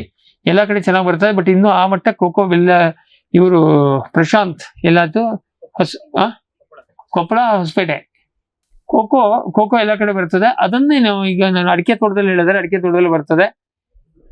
ಕೋಕೋಕ್ಕೆ ಇಡೀ ಜಗತ್ನಲ್ಲಿ ಮಾರ್ಕೆಟ್ ಇದೆ. ಭಾರತದ ಒಂದೇ ಲೆಕ್ಕ ತೆಗೆದ್ರು 1.5 ಲಕ್ಷ ಟನ್ನು. ಈಗ ನಾವು ಶುರು ಮಾಡಿದಾಗ 1 ಲಕ್ಷ ಟನ್ ಇತ್ತು. ಈ ವರ್ಷದ ಫಿಗರ್ 1.5 ಲಕ್ಷ ಟನ್ನು ಕನ್ಸಂಪ್ಷನ್ ಇದೆ. ಅದರಲ್ಲಿ ಭಾರತದ ಉತ್ಪನ್ನ ಬರೀ 20,000 ಟನ್ ಇದೆ. ಅಂದ್ರೆ 1,20,1,30,000 ಟನ್ ಕೋಕೋ ಬೀಜ ಇಂಪೋರ್ಟ್ ಆಗ್ತದೆ. ಚಾಕ್ಲೇಟು, ಬೇಕರಿ ಉತ್ಪನ್ನ, ಆಮೇಲೆ ಇನ್ನೇನೇನೋ ಒಂದು ಸಾಫ್ಟ್ ಡ್ರಿಂಕ್, ಸುಡುಗಾಡು ಏನೇನಕ್ಕೆಲ್ಲ ಬೇಕಲ್ಲ, ವಿಶೇಷವಾಗಿ ಚಾಕ್ಲೇಟ್. ಅಂದ್ರೆ ನಾವು ಬೆಳೆಸಿದ 5 ರಿಂದ 6 ಪಟ್ಟು ಆಗ್ತದೆ. ಇಡೀ ಜಗತ್ತಲ್ಲಿ ಕೋಕೋ ಶಾರ್ಟೇಜ್ ಇದೆ. ನೀವೆಲ್ಲ ಸುಮ್ಮನೆ ಇಂಟರ್ನೆಟ್ ಅಲ್ಲಿ ಹುಡುಕಿದ್ರೆ ಸಿಗ್ತದೆ. ಇದೇನು ಅಥವಾ ಬೇಡ, DCCD directorate of cashew nut and cocoa development central government department ಇದೆ. ಅವ್ರದ್ದು ವೆಬ್ಸೈಟ್ಗೆ ಹೋದ್ರೆ ನಿಮ್ಗೆ ಇದೆಲ್ಲ ಡೇಟಾ ಸಿಗ್ತದೆ. ಕನ್ಸಂಪ್ಷನ್ನು ಆಮೇಲೆ ಪ್ರತಿ ವರ್ಷ 17% ಹೆಚ್ಚಾಗ್ತಾ ಇದೆ. ಸೊ ಇಡೀ ಕೋಕೋವನ್ನು ಇಡೀ ಕರ್ನಾಟಕ ತುಂಬಾ, ಇಡೀ ದಕ್ಷಿಣ ಭಾರತ ತುಂಬಾ ಬೆಳೆಸಿದ್ರು ಮಾರ್ಕೆಟಿಗೆ ತೊಂದರೆ ಇಲ್ಲ. ರೇಟ್ ಒಂದು 50 ಹೆಚ್ಚು ಕಡಿಮೆ ಅದಿರ್ತದೆ. ಅದು ನಾವು ಯಾಕೆಂದ್ರೆ ಇಂಟರ್ನ್ಯಾಷನಲ್ ಪ್ರೈಸ್ ಮೇಲೆ ಸಣ್ಣ ಪುಟ್ಟ ವ್ಯತ್ಯಾಸ ಆಗ್ಬೋದು. ಕೋಕೋ ನೀವು ಆಮೇಲೆ ಬಹಳ ಜವಾರಿ ಗಿಡ ನೆನ್ಪಿಟ್ಕೊಳ್ಳಿ. ಇಡೀ ವರ್ಷಕ್ಕೆ ಒಂದು ಎಣ್ಣೆ ಹೊಡೆಯೋದು ಬೇಡ. ಮೀಲಿ ಬಗ್ಗೆ ಎಲ್ಲ ಸ್ವಲ್ಪ ಬರ್ತದೆ, ಅದು ಸೀರಿಯಸ್ ಆಗಿ ಬರೋದಿಲ್ಲ. ಆಮೇಲೆ ಒಂದ್ ಕಡೆ ಮೈಸೂರು ಕಡೆ ಡೈಬ್ಯಾಕ್ ಬರ್ತಾ ಇದೆ, ಅದಕ್ಕೆ ಪರಿಹಾರ ಇಲ್ಲ. ಅಪರೂಪಕ್ಕೆ 1-2-3 ತೋಟದಲ್ಲಿ ಬಂದಿದೆ ಡೈಬ್ಯಾಕ್. ಇದರದ್ದು ಲ್ಯಾಸಿಡಿಪ್ಲೋಡಿಯಾ ಥಿಯೋಬ್ರಮೆ, ಅದು ಕಂಟ್ರೋಲ್ ಬರೋದಿಲ್ಲ. ನಾವೆಲ್ಲ ನಮ್ನಿ ಪ್ರಯೋಗ ಮಾಡಿದೀವಿ. ನಾಳೆ ಆ ತೋಟದಲ್ಲಿ ಬಿಟ್ಟು ಕಾಫಿ ಹಾಕು ಅಂತ ಹೇಳಿದೀವಿ, ಆಯ್ತಾ. ಉಳಿದಂತೆ ಅದಕ್ಕೆ ಇನ್ಯಾವ ಕೀಟ ಇಲ್ಲ, ಯಾವ ರೋಗ ಇಲ್ಲ. ಇಲ್ಲೆಲ್ಲ ಆಗದಲ್ಲಿ ನೀರು ಕೊಡಿ, ಗೊಬ್ಬರ ಕೊಡಿ, ಬೆಳೀತದೆ ಅಷ್ಟೇ, ಸಿಂಪಲ್. ನೀವು ಎಣ್ಣೆನೇ ಹೊಡೆಯೋದು ಹೋದಂತ ಬೆಳೆ ಉತ್ತರ ಕರ್ನಾಟಕದಲ್ಲಿ ಯಾವ ಬೆಳೆನೂ ಇಲ್ಲ. ಓಪನ್ ಬೆಳಕು ಹೆಚ್ಚಿದೆ ಅಲ್ಲಿ ನೀವೊಂದು 4 ಕ್ವಿಂಟಲ್ ಕೋಕೋವನ್ನು ಎಕ್ಸ್ಪೆಕ್ಟ್ ಮಾಡ್ಬೋದು ವರ್ಷಕ್ಕೆ. 1 ಎಕರೆಗೆ 4 ಕ್ವಿಂಟಲ್ ಅಂದ್ರೂ ಇವತ್ತಿನ ಒಂದು 2 ಲಕ್ಷ ರೂಪಾಯಿ ಬೆಳೆ. ಉಪ ಬೆಳೆಯಾಗಿ 2 ಲಕ್ಷ ರೂಪಾಯಿ. ತೆಂಗಿನ ತೋಟದಲ್ಲಿ ಅಷ್ಟೇ, ನೆರಳಿನ ಮೇಲೆ ಅವಲಂಬಿಸಿ 4 ಕ್ವಿಂಟಲ್ ತೆಗಿಬಹುದು. ಆಯಿಲ್ ಪಾಮ್ ನಲ್ಲಿ ಹಾಕಿದ್ರೆ ಒಂದು 3 ಕ್ವಿಂಟಲ್, ಯಾಕೆಂದ್ರೆ ಆಯಿಲ್ ಪಾಮ್ ನಲ್ಲಿ ನೆರಳು ಹೆಚ್ಚಾಗ್ತದೆ. ಸೊ ಅಷ್ಟು ಮಾಡಿ, ಅದಕ್ಕಿಂತ ನೀವು ಓಪನ್ ಆಗಿ ಕೋಕೋ ಮಾಡಿದ್ರೆ 10-12 ಕ್ವಿಂಟಲ್ ಆಗ್ತದೆ. ನೀವು ತೆಂಗು, ಈಗ ಒಂದು ಉದಾಹರಣೆಗೆ ಅಡಿಕೆನಲ್ಲಿ ಕೋಕೋ ಮಾಡಿದ್ರೆ ಅಂತ ಇಟ್ಕೊಳ್ಳಿ, ಕೋಕೋದಲ್ಲಿ ಒಂದು 2 ಲಕ್ಷ ರೂಪಾಯಿ ಬರ್ತದೆ, ಅಡಿಕೆನಲ್ಲಿ ಒಂದು 4 ಲಕ್ಷ ಬರ್ತದೆ, 6 ಲಕ್ಷ ಆಯ್ತು. ಬರೀ ಕೋಕೋ ಹಾಕಿದ್ರೆ ಅಷ್ಟೇ ಬರ್ತದೆ. ಅಡಿಕೆ ಹಾಕ್ಬೇಕು ನಿಮ್ಗೆ. ಇಷ್ಟೆಲ್ಲ ಪಾಪ ಕಟ್ಕೊಂಡು ಅದು ಯಾವತ್ತು ಬಿದ್ದು ಹೋಗ್ತದ, ನಾಳೆ ಬಿದ್ದು ಹೋಗ್ತದ ಹೇಳಿ ಅನುಮಾನ ಮಾಡ್ಕೊಂಡು ಏನಕ್ಕೆ ಮಾಡ್ಬೇಕು. ಸೊ ಕೋಕೋಕ್ಕೆ ಅವಕಾಶ ಇದೆ. ಎಷ್ಟನ್ನಾರು ಬೆಳೆಸಿ ಮಾರ್ಕೆಟ್ ಇದೆ. ಒಂದು 10 ಕಂಪ್ನಿಗಳು, ದೊಡ್ಡ ಕಂಪ್ನಿಗಳಿದಾವೆ. ಮತ್ತು ಆಹಾರ ಬೆಳೆ ಜಗತ್ನಲ್ಲಿ ಎಲ್ಲಾ ಕಡೆ ಡಿಮಾಂಡ್ ಇದೆ. ನೀವು ಬೆಳೆಸಿದ್ರೆ ಕೋಕೋಕ್ಕೆ ಅವಕಾಶ ಇದೆ. ಆಮೇಲೆ ಅದಕ್ಕೆ ಅದರಲ್ಲಿ ಹೈಬ್ರಿಡ್ F1 ಅಂತ ಹೇಳಬಾರ್ದು, ಹೈಬ್ರಿಡ್ ಇದನ್ನ ಏನೋ ಮಿಕ್ಸ್ಡ್ ಹೈಬ್ರಿಡ್ ಗಿಡ ಬರ್ತದೆ. ಅದನ್ನ DCCDನವರು ಸರ್ಟಿಫೈ ಮಾಡ್ತಾರೆ, ಡೈರೆಕ್ಟರೇಟ್ ಆಫ್ ಕ್ಯಾಶೋ. ಅದು ಸೋರ್ಸ್ ಆಫ್ ಇದು. ಅದ್ರದ್ದು ಬೀಜದ ಪಾಡನ್ನ CPCRI ಮತ್ತೆ ಕೇರಳ ಅಗ್ರಿಕಲ್ಚರ್ ಯೂನಿವರ್ಸಿಟಿಯಿಂದ ತರಬೇಕು. ಮತ್ತೆ ಯಾರ ಹತ್ರ ಪಾಲಿಕ್ಲೋನಲ್ ಗಾರ್ಡನ್ ಇಲ್ಲ. ಅದು 2 ಸೋರ್ಸ್ ಇಂದ ತಂದು DCCD ಸರ್ಟಿಫೈಡ್ ಗಿಡ ಮಾಡೋರು 2 ಜನ ಕರ್ನಾಟಕದಲ್ಲಿ, ಬಹುಶಃ ಭಾರತದಲ್ಲೂ ಇರ್ಬೋದು. ಒಂದು ಕ್ಯಾಡ್ಬರೀಸ್ನವರು, ಒಂದು ನಾವು. ಒಬ್ಬರೇ ಕ್ಯಾಡ್ಬರೀಸ್ ಒಂದೇ ಆಗಿತ್ತು, ಅವ್ರ ಜೋಡಿ ಜಗಳ ಮಾಡ್ಕೊಂಡು ಅವ್ರು ಮಾಡೋದಿಲ್ಲ. 25 ಕತೆ ಹೇಳ್ತಾರೆ. ಜೂನ್ 15 ಜುಲೈ 15 ಆದ್ರೆ ಗಿಡನೇ ಇಲ್ಲ. ಕೇಳಿದ್ರೆ ಹಂಗೆ ಹಿಂಗೆ ಕತೆ ಹೇಳ್ತಾರೆ. ನಮಗೆ ನೋಡಿ ನೋಡಿ ರೈತರಿಗೆ ಉತ್ತರ ಕೊಟ್ಟು ಸಾಕಾಗಿ ಅವ್ರನ್ನ ಅಡ್ವರ್ಟೈಸ್ಮೆಂಟ್ ಎಲ್ಲ ಸ್ಟಾಪ್ ಮಾಡಿ ನಾವೇ ಸ್ವತಂತ್ರ ಶುರು ಮಾಡಿ ಹೋದ ವರ್ಷ ಒಂದು 10 ಲಕ್ಷ ಗಿಡ ಮಾಡಿದೀವಿ. ಆದ್ರೂ ನಮಗೂ ಶಾರ್ಟೇಜ್ ಇತ್ತು, ಭಯಂಕರ ಕಷ್ಟ ಗಿಡ ಮಾಡೋದು. ನಾವು ಸುಸ್ತಾಗ್ಬಿಟ್ಟಿದ್ವಿ. ಈ ವರ್ಷ ಕಡಿಮೆ ಮಾಡ್ತೀವಿ, ನಮ್ಮದ್ರ ಅಷ್ಟು ಮ್ಯಾನೇಜ್ ಮಾಡಕ್ ಆಗೋದಿಲ್ಲ. ರೈತರು ₹1 ಹೆಚ್ಚು ಕೊಡಕ್ ರೆಡಿ ಇಲ್ಲ. ನಾವು ಎಷ್ಟಂತ ನಾವು ಮಾಡೋಣ ಅಂತೇಳಿ ನಾವು ನಮ್ಮ ಲಿಮಿಟ್ ಅಲ್ಲಿ ಒಂದು 5-6 ಲಕ್ಷ ಮಾಡ್ತೀವಿ. ಕೋಕೋಕ್ಕೆ ಅದನ್ನ ನಾವು ಟಿಶ್ಯೂ ಕಲ್ಚರ್ ಪ್ರಯತ್ನ ಮಾಡಕ್ ಹೊರಟಿದ್ವಿ. ಇವತ್ತೆಲ್ಲ ನಾಳೆ ಒಂದ್ ದಿವಸ ಟಿಶ್ಯೂ ಕಲ್ಚರ್ ಬರಬೇಕು. ಸೊ ಕೋಕೋ ಅದ್ಭುತವಾದ ಇದು. ಕೋಕೋ ಗಿಡ ಬೇಕಾದ್ರೆ ನಾವೇ ಕೊಡ್ತೀವಿ. ಕೋಕೋ ಅವಾಗ ಕೇಳಿದ್ರಲ್ವಾ, ಇಂಟ್ರೆಸ್ಟಿಂಗ್ಲಿ ಅಲ್ಲಿ ನಮಗೆ ಮಲೆನಾಡಲ್ಲಿ 3 ವರ್ಷ ಬೇಕಾಗೋದು ಬಯಲುಸೀಮೆನಲ್ಲಿ 10 ತಿಂಗಳಿಗೆ ಬರ್ತಾ ಇದೆ. ಇದು ಬೀಜದ ಗಿಡ, ಕಸಿ ಗಿಡ ಅಲ್ಲ, ಬೀಜದ ಗಿಡ. ಬಯಲುಸೀಮೆನಲ್ಲಿ ತುಮಕೂರಿನಿಂದ ನಾವು ಇಲ್ಲೆಲ್ಲ ನೋಡ್ತಾ ಇದೀವಿ. ಸ್ವಲ್ಪ ಮೇಂಟೆನೆನ್ಸ್ ಚೆನ್ನಾಗಿದ್ರೆ 10 ತಿಂಗಳಿಗೆ ಹೂ ಬಂದು 14 ತಿಂಗಳಿಗೆ ಕೋಕೋ ಕಾಯಿ ಬರ್ತಾ ಇದೆ. ಅಂದ್ರೆ ಮಲೆನಾಡಿಗಿಂತ ಹೆಚ್ಚಿಗೆ ಇಳುವರಿನೂ ಬರ್ತದೆ. So easy. ಆಮೇಲೆ ನನಗನ್ಸುತ್ತೆ ಆಂಧ್ರಕ್ಕಿಂತ ಇಲ್ಲಿ ಹೆಚ್ಚಿಗೆ ಇಳುವರಿ ಬರ್ತದೆ. ಯಾಕೆ ಗೊತ್ತಾ, ಫರ್ಟಿಲಿಟಿ ಚೆನ್ನಾಗಿದೆ. ಆಂಧ್ರದ ಆ ಬೆಲ್ಟ್ ಅಲ್ಲಿ ಬರೇ ಇದು ಏನು ಇರೋಡೆಡ್ ಸಾಯಿಲ್, ಅದು ಯಾಕೋ ಗೊತ್ತಿಲ್ಲ. ತೆಂಗಿನ ಮರ ಎಲ್ಲ 18 ಅಡಿ ಹಾಕಿದ್ದಾರೆ, ಆದ್ರೂ ಕ್ರೌನ್ ಕೂಡಿಲ್ಲ. പക്ഷെ ತಳಿನೇ ಬೇರೆ ಇರ್ಬೋದು. 18x18 ಹಾಕಿದ್ದಾರೆ, ಆದ್ರೂ ಕ್ರೌನ್ ಕೂಡಿಲ್ಲ. ಡಿಸ್ಟೆನ್ಸ್ ಓಪನ್ ಕೋಕೋ ಮಾಡಿದ್ರೆ 10x10 10x10 10x10 ಒಂದು ಎಕರೆಗೆ 435 ಗಿಡ ಹಿಡಿತದೆ. ಖರ್ಚೇನು ಬಹಳ ಇಲ್ಲ. ಗಿಡಕ್ಕೊಂದು ₹15 ಬೇಡ ₹20 ಅಂತ ಇಟ್ಕೊಳ್ಳಿ. ಆಮೇಲೆ ನೀವು ನೆಟ್ಟು ಮಾಡಿ ಎಲ್ಲ ಮಾಡಿ ಒಂದು ₹50 ಖರ್ಚು ಮಾಡ್ತೀರಿ. ಡ್ರಿಪ್ ಇರಿಗೇಷನ್ ಸಬ್ಸಿಡಿ ಇವ್ರದ್ದು ಹಾರ್ಟಿಕಲ್ಚರ್ ಕೊಡ್ತಾರೆ. ಬೇಡ ನೀವೇ ರೊಕ್ಕ ಕೊಟ್ಟು ಹಾಕಿರೋ, ಅದೇನು ಬಹಳ ದೊಡ್ಡ ದುಡ್ಡಲ್ಲ, ಇಷ್ಟೇ ಖರ್ಚು, ಮತ್ತೆಂತ ಇಲ್ಲ. ಕೋಕೋ ಒಟ್ಟೊಟ್ಟಿಗೆ, ಅಡಿಕೆ ಮತ್ತು ಕೋಕೋ ಒಟ್ಟೊಟ್ಟಿಗೆ ಹಾಕೋದು. ಅದಕ್ಕೆ ಟೆಂಪರರಿ ಆಗಿ ನಾವು ನೆರಳಿಗೆ ತೊಗರಿ ಅಥವಾ ಇದನ್ನ ಏನು ಸೆಣಬಿನ ಗಿಡ ಹಾಕಿಸ್ತೀವಿ, ಅಥವಾ ಬಾಳೆ ಇದ್ರೆ ಅದು ನಡೀತದೆ. ಅವ್ರು ಇನಿಷಿಯಲಿ ಬೇಕು, ನೆರಳ್ಬೇಕು ಇನಿಷಿಯಲಿ 1 ವರ್ಷ. ಆಮೇಲೆ ಇನ್ನೊಂದು ಹೇಳ್ಬಿಡ್ತೀನಿ, ಕಾಳುಮೆಣಸು ಎಲ್ಲ ನೀವು ಇದರಲ್ಲಿ ಇದ್ರ ಮೇಲೆ ಅಡಿಕೆ ಮೇಲೆ ಹಾಕಿ, ಅಡಿಕೆ ಅಂತಲ್ಲ ಮಾಗನಿ ಹಾಕಿದವ್ರು ಹಾಕಿದ್ದಾರೆ, ಹಾಕ್ಬೋದು. ನಿಮ್ಮಲ್ಲಿ ಎಲ್ಲಾ ಕಡೆ ಬರ್ತದೆ. ಅದಕ್ಕೇನು ನೆರಳು ಬೇಡ. ಆದ್ರೆ ನೆರಳು ಒಂದ್ ಮಟ್ಟಕ್ಕೆ ಇದ್ರೆ ಚೆನ್ನಾಗಿ ಬೆಳೆ ಬರ್ತದೆ. ಬೆಳಕು ಹೆಚ್ಚಿದ್ದಷ್ಟು ಇಳುವರಿ ಹೆಚ್ಚಿರ್ತದೆ. ಈ ಒಂದು ಎಕ್ಸಾಂಪಲ್ ಹೇಳ್ಬೇಕು ಅಂದ್ರೆ, ಈ ತೋಟದಲ್ಲಿ ಹಾಕಿದ್ರೆ ಕಾಳುಮೆಣಸು ಒಂದು ಬಳ್ಳಿಗೆ ನೀವೊಂದು 2-2.5 kg ಇಳುವರಿ ತೆಗಿಬೋದು. ಅದೇ ಇನ್ ಸ್ವಲ್ಪ ಓಪನ್ ಬೆಳಕಿದ್ದಲ್ಲ ಆದ್ರೆ ನಿಮ್ ತೋಟಕ್ಕೆ ಹೋದ್ರೆ 4 kg ತೆಗಿಬೋದು. ಅಲ್ಲಿ ಚೆನ್ನಾಗಿದೆ. ಅಲ್ಲೆಲ್ಲ ಆದ್ರೆ ನೀವು ಒಂದು ಮರಕ್ಕೆ 4 kg ಎಕ್ಸ್ಪೆಕ್ಟ್ ಮಾಡೋ. 2 kg is very reasonable, best ಆಯ್ತು. ಸಾಮಾನ್ಯ ಎವರೇಜ್, ತೋಟದ ಎವರೇಜು 1 ಎಕರೆ ತೋಟದಲ್ಲಿ ಮಾಡಿದಾಗ ಹೆಚ್ಚಂದ್ರೆ ಒಂದು 8 ಕ್ವಿಂಟಲ್ ತೆಗಿತಾರೆ. ಕೆಲವರು ಮಾಡಿದ್ರು 1.5 ಟನ್ ಮಾಡಿದವ್ರು ಇದ್ದಾರೆ. ಬಟ್ ಮೊದ್ಲು ಮಾಡಿ, ಅದು ಎಷ್ಟನ್ನಾರು ಬರ್ಲಿ, ಎಷ್ಟು ಬಂದ್ರು ಲಾಭ. ಆಮೇಲೆ ಬಹಳ ಜನದ ತಲೆಯಲ್ಲಿ ಏನಿದೆ, ಕಾಳುಮೆಣಸು ಹಾಕಿದ್ರೆ ಅಡಿಕೆ ಇಳುವರಿ ಕಡಿಮೆ ಆಗ್ತದೆ. ಹೌದು, ಆದ್ರೆ ಗೊಬ್ಬರ ಅದಕ್ಕೆ ಇದಕ್ಕೆ ಗೊಬ್ಬರ ಕೊಟ್ರೆ ಏನೂ ಆಗೋದಿಲ್ಲ. ಕೋಕೋ ಹಾಕಿದ್ರು ನೀವು ಅದಕ್ಕೆ ಗೊಬ್ಬರ ಕೊಟ್ರೆ ಏನು ಇಳುವರಿ ಆಗೋದಿಲ್ಲ. ಇಳುವರಿ ಇನ್ನು ನಾವು ನೋಡಿದಂತೆ ಕೋಕೋ ಹಾಕಿದ್ರೆ 20% ಇಳುವರಿ ಹೆಚ್ಚಾಗ್ತದೆ. ಕಾರಣ ಏನಂದ್ರೆ ಮೈಕ್ರೋ ಕ್ಲೈಮೇಟ್. ಆಮೇಲೆ ಅದ್ರ ಎಲೆ ಬಿದ್ದು ಮಣ್ಣು ಹಗರ ಆಗ್ತದೆ, ಗೊಬ್ಬರ ಆಗ್ತದೆ. 20% ಇಳುವರಿ ಹೆಚ್ಚಾಗಿದ್ದು ಬೇಕಾದಷ್ಟು ಇನ್ಸಿಡೆನ್ಸ್ ಇದೆ. ಗೊಬ್ಬರ ಕೊಡ್ಲಿಲ್ಲ ಅಂದ್ರೆ ಎರಡೂ ಹಾಳಾಗ್ತದೆ. ನೀವು ನೀರು ಗೊಬ್ಬರ ಯಾವುದೇ ಅಂತರ ಬೆಳೆ ಹಾಕಿ ಅದ್ರ ಗೊಬ್ಬರ ಅದಕ್ಕೆ, ಇದ್ರ ಗೊಬ್ಬರ ಇದಕ್ಕೆ ಕೊಡಬೇಕು. ಅದು ಕೊಟ್ಟಿದ್ದೆ ಇದು ತಗೊಳ್ತದೆ ಅಂದ್ರೆ ಅದ್ರ ಇಳುವರಿ ಕಡಿಮೆ ಆಗ್ತದೆ. ಸಿಂಪಲ್. ಹಂಗೆ ಯಾರು ಕೇಳಿ ಇಳುವರಿ ಕಡಿಮೆ ಆಯ್ತು ಅಂತ ಹೇಳಿದವರು ಇದೇ ಎಡವಟ್ಟು ಮಾಡಿರ್ತಾರೆ. ಮತ್ತೆ ಅದಕ್ಕಿಂತ ಮಾಡದೆ ಹೋದವರೇ ಹೇಳ್ತಾರೆ, ಮಾಡದವ್ರು ಮಾತಾಡೋದಿಲ್ಲ. ಹಾಗಾಗಿ ಕಾಳುಮೆಣಸು ಬರ್ತದೆ. ಅದರಲ್ಲಿ ಸುಮಾರು ತಳಿಗಳಿದೆ. ಬೆಸ್ಟ್ ತಳಿ ನಾವು ರೆಕಮೆಂಡ್ ಮಾಡೋದು ಫಣಿಯೂರ್ 1. ಇನ್ನೂ 3-4 ತಳಿ ಇದೆ, ನಾವು ಗಿಡ ಮಾಡಕ್ ಆಗ್ತಾ ಇಲ್ಲ. ಇನ್ನು ಬೆಸ್ಟ್ ಅಂದ್ರೆ ನೀವು ಇಲಾಖೆನವರಿಗೆ ಫೀಡ್ ಹೇಳ್ಬೇಕು ಅಂದ್ರೆ ಫಣಿಯೂರ್ 1 ಬೆಸ್ಟ್. ಫಣಿಯೂರ್ 9 ಹೇಳ್ಬೋದು. ಫಣಿಯೂರ್ 9 ಅದು ಮಟೀರಿಯಲ್ ಸಿಗೋದು ಕಷ್ಟ. ಆಮೇಲೆ ಇನ್ನೊಂದು ತೇವಂ ಚೆನ್ನಾಗಿದೆ. ಆಮೇಲೆ ಚಂದ್ರ ಬಂದಿದೆ, ಗಿಡ ಸಿಗೋದಿಲ್ಲ, ಬೇಡ. ಫಣಿಯೂರ್ 2 ಬೇಡ, ಇದು ಸಾಕು. ಫಣಿಯೂರ್ 1, ಫಣಿಯೂರ್ 9, ತೇವಮ್ಮು, ಇದು 3 ಬೆಸ್ಟ್ ರೆಕಮೆಂಡೇಬಲ್ ವೆರೈಟಿ. ಇದು ಎಲ್ಲಿ ನೀವು ಉತ್ತರ ಕರ್ನಾಟಕದಲ್ಲಿ ಕಪ್ಪು ಮಣ್ಣಲ್ಲಿ ಯಾವ ಕಾರಣಕ್ಕೂ ಕಾಳುಮೆಣಸು ಬೇಡ, ಸತ್ತೋಗ್ತದೆ. ಕಾಳುಮೆಣಸಿನ ಗಿಡಕ್ಕೆ ಕೆಲವು ನಾಟಿ ಮಾಡೋದೆಲ್ಲ ಸಣ್ಣ ಸಣ್ಣ ಟ್ರಿಕ್ಸ್ ಇದೆ, ನಾವು ಹೇಳ್ಕೊಡ್ತೀವಿ. ಎತ್ತರದಲ್ಲಿ ನಾಟಿ ಮಾಡಿ, ಎಲ್ಲಾ ಗಿಡವನ್ನ ನೀವು ಗುಂಡಿ ತೆಗೆದು ನೆಟ್ರೆ ಇದನ್ನ ಅಬೋವ್ ಗ್ರೌಂಡ್ ನೆಡಬೇಕು. ಗುಂಡಿ ತೆಗೆದು ನೆಟ್ರೆ ಹೋಯ್ತು. 1 ತಾಸು ನೀರು ನಿಂತ್ರೆ ಕಾಳುಮೆಣಸು ಸತ್ತೋಗ್ತದೆ. ಸ್ವಲ್ಪ ಅದು ಕಿರಿಕಿರಿ ಬೆಳೆ. ನಿಮ್ಮ ಬಯಲುಸೀಮೆ ದಾಳಿಂಬೆ ನಮ್ಮ ಮಲೆನಾಡಿನ ಕಾಳುಮೆಣಸು ಎರಡು ಒಂದೇ. ಆದ್ರೆ ಸಿಂಪಡಣೆ ಬೇಡ, ದಾಳಿಂಬೆ ತರ ನೀವೇನು ಸ್ಪ್ರೇಗಿ ಏನೋ ಮಾಡೋ ಪ್ರಶ್ನೆ ಬರೋದಿಲ್ಲ. ಕೆಲವೊಂದಷ್ಟು standard package of practice follow ಮಾಡ್ಬೇಕು, ಇಲ್ಲೊಂದು ಸತ್ತೋಗ್ತದೆ.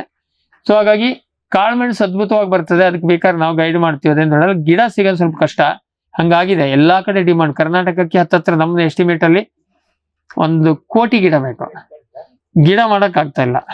ವೈರಸ್ ಪ್ರಾಬ್ಲಮ್ ಬಹಳ ಇದೆ. ಅದಕ್ಕೆ ನಾವು ಟಿಶ್ಯೂ ಕಲ್ಚರ್ ನಾವು ಪ್ರಯತ್ನ ಮಾಡ್ತಾ ಇದೀವಿ. ಅದು ಅಲ್ಟಿಮೇಟ್ಲಿ ಟಿಶ್ಯೂ ಕಲ್ಚರ್ ಒಂದೇ ದಾರಿ. ನೀವು ಈಗ ಹೊಸಬರು ಇದ್ದೀರಿ, ಅಷ್ಟೆಲ್ಲ ತಲೆ ಕೆಡಿಸ್ಕೋಬೇಡಿ. ವೈರಸ್ ಫ್ರೀ ಗಿಡ ನೆಡಬೇಕು. ಫಣಿಯೂರನ್ನು ಸುಲಭ ಸಿಗೋದು ಅದೊಂದೇ. ಒಳ್ಳೆ ಅದು ಹೈಬ್ರಿಡ್, ಒಳ್ಳೆ ಇಳುವರಿ ಬರ್ತದೆ. ಸೊ ನೀವು ಇನ್ನೂ LKG ನಲ್ಲಿ ಇದ್ದೀರಿ, ಹಂಗಾಗಿ ನೀವು PhD ಕ್ವಶನ್ ಪೇಪರ್ ನಿಮ್ಗೆ ಬೇಡ. ಅದ್ರಲ್ಲಿ ಯಾವ ತಳಿ ಇದೆ, ಅದು ಹಿಂಗ ಹಂಗ ಅವೆಲ್ಲ ಬೇಡ. ಕಾಳುಮೆಣಸು ಹಾಕ್ರಿ ಬರ್ತದೆ. ನಿಂತ್ಕೊಂಡಿದ್ದ ಕರೆಂಟ್ ಕಂಬಕ್ಕೂ ಹಾಕಿ ಬರ್ತದೆ. ಲಿಟ್ರಲಿ ಕರೆಂಟ್ ಕಂಬಕ್ಕೆ ಹಾಕಿದವ್ರು ಇದಾರೆ. ಇಲ್ಲ ಸರ್, ಎಲ್ಲಿದೆ? ನೋ ಶಿವಮೊಗ್ಗದಲ್ಲಿ ಒಬ್ರು KPC ರಿಟೈರ್ಡ್ ಇಂಜಿನಿಯರ್, ಅವ್ರು ಅದೇನ್ ಮಾಡಿದ್ರೆ, ತೋಟದಲ್ಲಿ ಕರೆಂಟ್ ಕಂಬ ಪಾಸ್ ಆಗಿದೆ, ಸುಮಾರು ಒಂದು 30 ಕರೆಂಟ್ ಕಂಬ ಇದೆ, ಹಿಂಗ್ ಹೋಗಿದೆ ಅವ್ರಿಗೆ ತಲೆ ಕೆಟ್ಟೋಯ್ತು. ಅದು ಇವರಿಗೆ ಗೊತ್ತು, ಕಟ್ ಮಾಡಿದಾರೆ ಮೇಲೆ. 10 ಅಡಿ 12 ಅಡಿಗೆ ಇಂಥ ಮಜಾ ಅಂದ್ರೆ, ಕಾಳುಮೆಣಸಿಗೆ ಬಿಸಿಲಿದ್ರೆ ಇಳುವರಿ ಹೆಚ್ಚು, ನೆರಳಿದ್ರೆ ಇಳುವರಿ ಕಡಿಮೆ. ಕರೆಂಟ್ ಕಂಬದಲ್ಲಿ ಇದ್ದಷ್ಟು ಇಳುವರಿ ಅಡಿಕೆ ತೋಟದಲ್ಲಿಲ್ಲ. ಕರೆಂಟ್ ಕಂಬ ಲಿಟ್ರಲ್ ಒಂದು 30-40 ಮೇಲೆ ಕರೆಂಟ್ ಕಂಬಕ್ಕಿದೆ. ಹಂಗಾಗಿ ನಿಂತ್ಕೊಂಡಿದ್ದು ಯಾವ್ದೂ ಬಿಡಬೇಡಿ. ಅದರಲ್ಲಿ ಹಲಸಿನ ಮರ ಇರ್ಬೋದು, ಅದು ಇಳುವರಿ ಕಡಿಮೆ ಆಗ್ತದೆ. ಆಗ್ಲಿ ನೀವು ಓಡೋಗೋನು ಹರ್ಕೊಂಡ್ ಬಿಟ್ರಷ್ಟೇ ಬಂತು. ಕಳ್ಕೊಳಕ್ ಏನಿದೆ? ಇದು ಮಾಗನಿ ಹಾಕಿದವ್ರು ಹಾಕಿ, ಇದು ನಿಮ್ಮ ಇದು ಟೀಕ್ ಹಾಕಿದವ್ರು ಹಾಕಿ, ಎಂತ ಗಿಡ ಇದೆ ಎಲ್ಲದಕ್ಕೂ ತೆಂಗಿನ ಮರದ ಮೇಲೆ ಹಾಕಿದ್ರೆ, ಒಂದು ತೆಂಗಿನ ಮರದ ಮೇಲೆ ರೆಕಾರ್ಡ್ ಬಹಳ ದೊಡ್ಡದಿದೆ. ಕಾಮನ್ ಇದು 8 kg ತೆಗಿತಾರೆ. 8 kg ಕಾಳುಮೆಣಸು. ಏನಕ್ಕೆ ಇದೆ? ಸರ್ಫೇಸ್ ಏರಿಯಾ ದೊಡ್ಡದಿರ್ತದೆ. ಇಷ್ಟು ದೊಡ್ಡದು ಅಲ್ಲ, ಅಷ್ಟು ದೊಡ್ಡ ಸಿಲಿಂಡರ್ ಆಗ್ತದಲ್ವಾ. ಮತ್ತೆ ಅನ್ಲಿಮಿಟೆಡ್ ಮಾರ್ಕೆಟ್ ಜಗತ್ತದಲ್ಲಿ. ಕಾಳುಮೆಣಸು ಶಾರ್ಟೇಜ್ ರೇಟ್ ವೇರಿಯೇಷನ್ ಇರ್ತದೆ. ಬಟ್ ಈಗ ಒಂದು 2-3 ವರ್ಷದಿಂದ ಅದು ಇಳಿದೇ ಇಲ್ಲ. 70,000, 65,000 ರಿಂದ 75,000 ರೇಂಜ್ ಅಲ್ಲಿ ಬ್ಲ್ಯಾಕು. ಅದರಲ್ಲಿ ಮತ್ತೆ ವೈಟ್ ಪೇಪರ್ ಇದೆ, ಅದು 1 ಲಕ್ಷದ ಮೇಲಿದೆ. ವೈಟ್ ಪೇಪರ್, ಬೋಳ್ಕಾಳು ಅಂತ ಹೇಳ್ತೀವಿ. ಅದು ನೆವರ್ ಎಂಡಿಂಗ್ ಸ್ಪೈಸ್. ನೆನ್ಪಿಟ್ಕೊಳ್ಳಿ, ಬ್ರಿಟಿಷ್ ಭಾರತಕ್ಕೆ ಬಂದಿದ್ದೆ ಕಾಳುಮೆಣಸು ತಗೊಳೋದಕ್ಕೆ, ಆಮೇಲೆ ಬಾಕಿದೆಲ್ಲ. ಹಾಗಾಗಿ ಅದು ನೆವರ್ ಎಂಡಿಂಗು. ಸೊ ಅದಕ್ಕೆ ನಿಮ್ಮಲ್ಲಿ ಕ್ಲೈಮೇಟಿಕ್ ಫಸ್ಟ್ ಕ್ಲಾಸ್ ಬರ್ತದೆ. ಕೋಕೋ ನಿಮಗೆ ಚೆನ್ನಾಗಿ ಬರ್ತದೆ. ಅದ್ರಲ್ಲಿ ಹಲವಾರು ವಿಷಯ ಇದೆ, ಬೇಕಾದಷ್ಟು ಬೆಳೆಸಿ. ಅದಕ್ಕೆ ಎಲ್ಲ ಮಾಹಿತಿ, ಮಾರ್ಕೆಟು, ಸುಡುಗಾಡಿ ಅದೆಲ್ಲ ಹೇಳಕ್ ನಾವಿದ್ದೀವಿ. ನಾವು ಹೇಳ್ತೀವಿ ಅಂದ್ರೆ ಅದೆಲ್ಲ ನೋಡಿ ಹೇಳ್ತೀವಿ. ಕಾಳುಮೆಣಸಿಗೂ ಸಮಸ್ಯೆ ಇಲ್ಲ. ಕಾಳುಮೆಣಸು ಗಿಡ ಸಿಗೋದು ಕಷ್ಟ ಆದ್ರೂ ಮಾಡಿ. ಆಮೇಲೆ ಇನ್ನೊಂದು ಕಾಫಿದಲ್ಲಿ ಇದೊಂದು ದೊಡ್ಡ ಪ್ರಕರಣ. ಇವತ್ತಿನ ಡೇಟಿಗೂ ಕಾಫಿ 3 ಜಿಲ್ಲೆ ಬಿಟ್ಟು ಬೇರೆ ಕಡೆ ಬರೋದಿಲ್ಲ. CCRI ದವರು, ಸೆಂಟ್ರಲ್ ಕಾಫಿ ರಿಸರ್ಚ್ ಇನ್ಸ್ಟಿಟ್ಯೂಟ್, ಹೇಳಕ್ ರೆಡಿ ಇಲ್ಲ. ನಾನು ಅವ್ರ ಜೊತೆಗೆ ಜಗಳಕ್ಕೆ ಬಿದ್ದೆ. ಯಾಕೆಂದ್ರೆ ಕಾಫಿ ಯೂನಿವರ್ಸಿಟಿಯವರಿಗೆ ಸಂಬಂಧ ಇಲ್ಲ, ಇವನ್ ಡಿಪಾರ್ಟ್ಮೆಂಟಿಗೆ ಸಂಬಂಧ ಇಲ್ಲ, ನೀವು ಸಬ್ಸಿಡಿನೂ ಕೊಡೋದಿಲ್ಲ. ಯಾಕೆಂದ್ರೆ it is under commerce ministry, CCRI, coffee board, ಇವು ಇಲಾಖೆಗೆ ಸಂಬಂಧ ಇಲ್ಲ. ಹಾವೇರಿಯಿಂದ ಹಿಡಿದು ಎಲ್ಲೆಲ್ಲಿ ಒಂದೊಂದು ಗಿಡ ಇದ್ರೂ ಕೂಡ ನಮ್ಗೆ ಅದೊಂದು ಇದೆ ಅಲ್ವಾ, ಪ್ರೂಫ್ ಆಫ್ ಕಾನ್ಸೆಪ್ಟ್. ಅದೇನು ತೋಟನೇ ಇರ್ಬೇಕಂತಿಲ್ಲ. ಒಂದು 10 ಕಡೆದು, ಚಿತ್ರದುರ್ಗದಿಂದ ಹಿಡಿದು ಕಾಫಿ ಬೋರ್ಡ್ ಸೈಂಟಿಸ್ಟ್ಗಳ ಹತ್ರ ಸ್ಯಾಂಪಲ್ ತೆಗೆಸಿ, ಮಣ್ಣಿನ ಸ್ಯಾಂಪಲ್ ಎಲ್ಲ ತೆಗೆದು ಕಾಫಿ ಬೋರ್ಡ್ ಲ್ಯಾಬ್ ನಲ್ಲೇ ಟೆಸ್ಟ್ ಮಾಡಿದ್ವಿ. And most of the samples except Gaddiguddappa ಅವ್ರದ್ದು, ಇಲ್ಲಿ ಬಳ್ಳಾರಿ, ಕೊಪ್ಪಳ ಎಲ್ಲ ಬರ್ತದೆ, ಗಡ್ಡಿಗುಡ್ಡಪ್ಪ ಅವ್ರದ್ದು ಓಪನ್ ಅಲ್ಲಿ ಬೆಳೆಸಿದ್ದಾರೆ. ಅವರಿಗೆ ಅದು ಇದಾಗ್ಲಿಲ್ಲ. ಟೋಟಲ್ ಓಪನ್ ಅಲ್ಲಿ ಬೆಳೆಸಿದ್ದಾರೆ, ಅವ್ರದ್ದು ಸ್ವಲ್ಪ ಟೆಸ್ಟ್ ಫೇಲ್ ಆಯ್ತು. ಉಳಿದಂತೆ most of the samples were no way lesser to Chikmagalur coffee. ಆಮೇಲೆ Chitradurga coffee was better than Chikmagalur coffee, Chitradurga doctor ಅನ್ನ. ಹಾಗಾಗಿ ಕಾಫಿ ಎಲ್ಲ, ಆದ್ರೆ ಅಷ್ಟು ಮಾಡಿ ಪ್ರೂವ್ ಮಾಡಿದ್ದರೂ ಕೂಡ ಇವತ್ತಿನ ಡೇಟಿಗೂ ಕಾಫಿ ಬೋರ್ಡ್ನವರು ನಿಮ್ಗೆಲ್ಲ ಬೀಜ ಕೊಡಕ್ಕೂ ರೆಡಿ ಇಲ್ಲ. ಸಪೋರ್ಟ್ ಹಾಳಾಗೋಗ್ಲಿ. ಈ ವರ್ಷ ನೀವು ಕಾಫಿ ಬೋರ್ಡಿನ ಬೀಜ ತಂದ್ಕೊಳ್ಳಿ, ನಾವು ಕೊಡಕ್ ಆಗೋದಿಲ್ಲ, ನಮಗೂ ಕೆಲಸ ವಿಪರೀತ ಆಯ್ತು ಅಂತೇಳಿ ನಾವು ನಮ್ಮ ವೀಕ್ಷಕರಿಗೆ ಬೀಜ ಕೊಡೋದಿಲ್ಲ. ಹೋಗ್ರಿ, ನಾವೇ ಒಂದು 5 ಲಕ್ಷ 6 ಲಕ್ಷ ಗಿಡ ಮಾಡ್ತೀವಿ, ಗಿಡ ತೊಗೊಳ್ರಿ ಅಂತಂದ್ವಿ. ಆದ್ರೆ ಕೆಲವರು ಇಲ್ಲ ಸರ್, ನಮ್ಗೆ ಗಿಡ ದುಬಾರಿ ಆಗ್ತದೆ, ಬೀಜ ಕೊಟ್ರೆ ನಾವೇ ಮಾಡ್ಕೋತೀವಿ, CCRI ದವ್ರು ಕೊಡ್ಲಿಲ್ಲ, ಇನ್ನೆಂತ ಸಹಾಯನ ಅಂತೇಳಿ ನಾವೇ ಮತ್ತೆ 3 ಕ್ವಿಂಟಲ್ ಕಾಫಿ ಬೀಜ ಆರ್ಗನೈಸ್ ಮಾಡಿ ಎಲ್ಲ 200-500 ಗ್ರಾಮ್ನಿಂದ ಶುರು ಮಾಡಿ 10 kg ವರೆಗೆ ಇಡೀ ಕರ್ನಾಟಕಕ್ಕೆ ಕಾಫಿ ಬೀಜ ಹಂಚಿದ್ವಿ. ಅಂದ್ರೆ ಯಾಕೆಂದ್ರೆ ಅಲ್ಲಿ ತಳಿ ಪ್ರಶ್ನೆ ಬರ್ತದೆ. ನೀವು ಇಂಡಿವಿಜುವಲಿ ಎಲ್ಲ ಹೋಗಿ ಅದ್ಯಾವುದೋ ತಳಿಯಾಗಿ ಆವಾಗ ಪಾಪ ನಮಗ್ ಬರ್ತದೆ. ಆಗ ನಮ್ಗೆ ಸ್ವಲ್ಪ ರಗಳೆ ಆದ್ರೂ ಪರವಾಗಿಲ್ಲ ಅಂತೇಳಿ ನಾವು ಕಾಫಿ ಬೀಜ ಕೊಟ್ವಿ. ಕಾಫಿ ಎಲ್ಲ ಕಡೆ ಬರ್ತದೆ, ಬಟ್ ಒಂದೇ ಒಂದು ಅಶ್ಯೂರ್ಡ್ ಶೇಡ್ ಬೇಕು. ಕಾಫಿಗೆ ಬಿಸಿಲಾದ್ರೆ ಹೋಯ್ತು, ಆಮೇಲೆ ಗುಣಮಟ್ಟ ಹಾಳಾಗ್ತದೆ. ನೀವು ಅರ್ಧಂಬರ್ಧ ಬಿಸಿಲಲ್ಲಿ ಬೆಳೆಸಿದ್ರೆ ಬೀಜದ ಸೈಜು ಸಣ್ಣದು ಬರ್ತದೆ, ಕ್ವಾಲಿಟಿ ಹಾಳಾಗ್ತದೆ.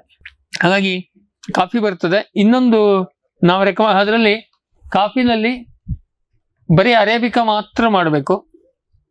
ಅರೇಬಿಕಾ, ರೋಬಸ್ಟಾ ಅಂತ ಎರಡಿದೆ.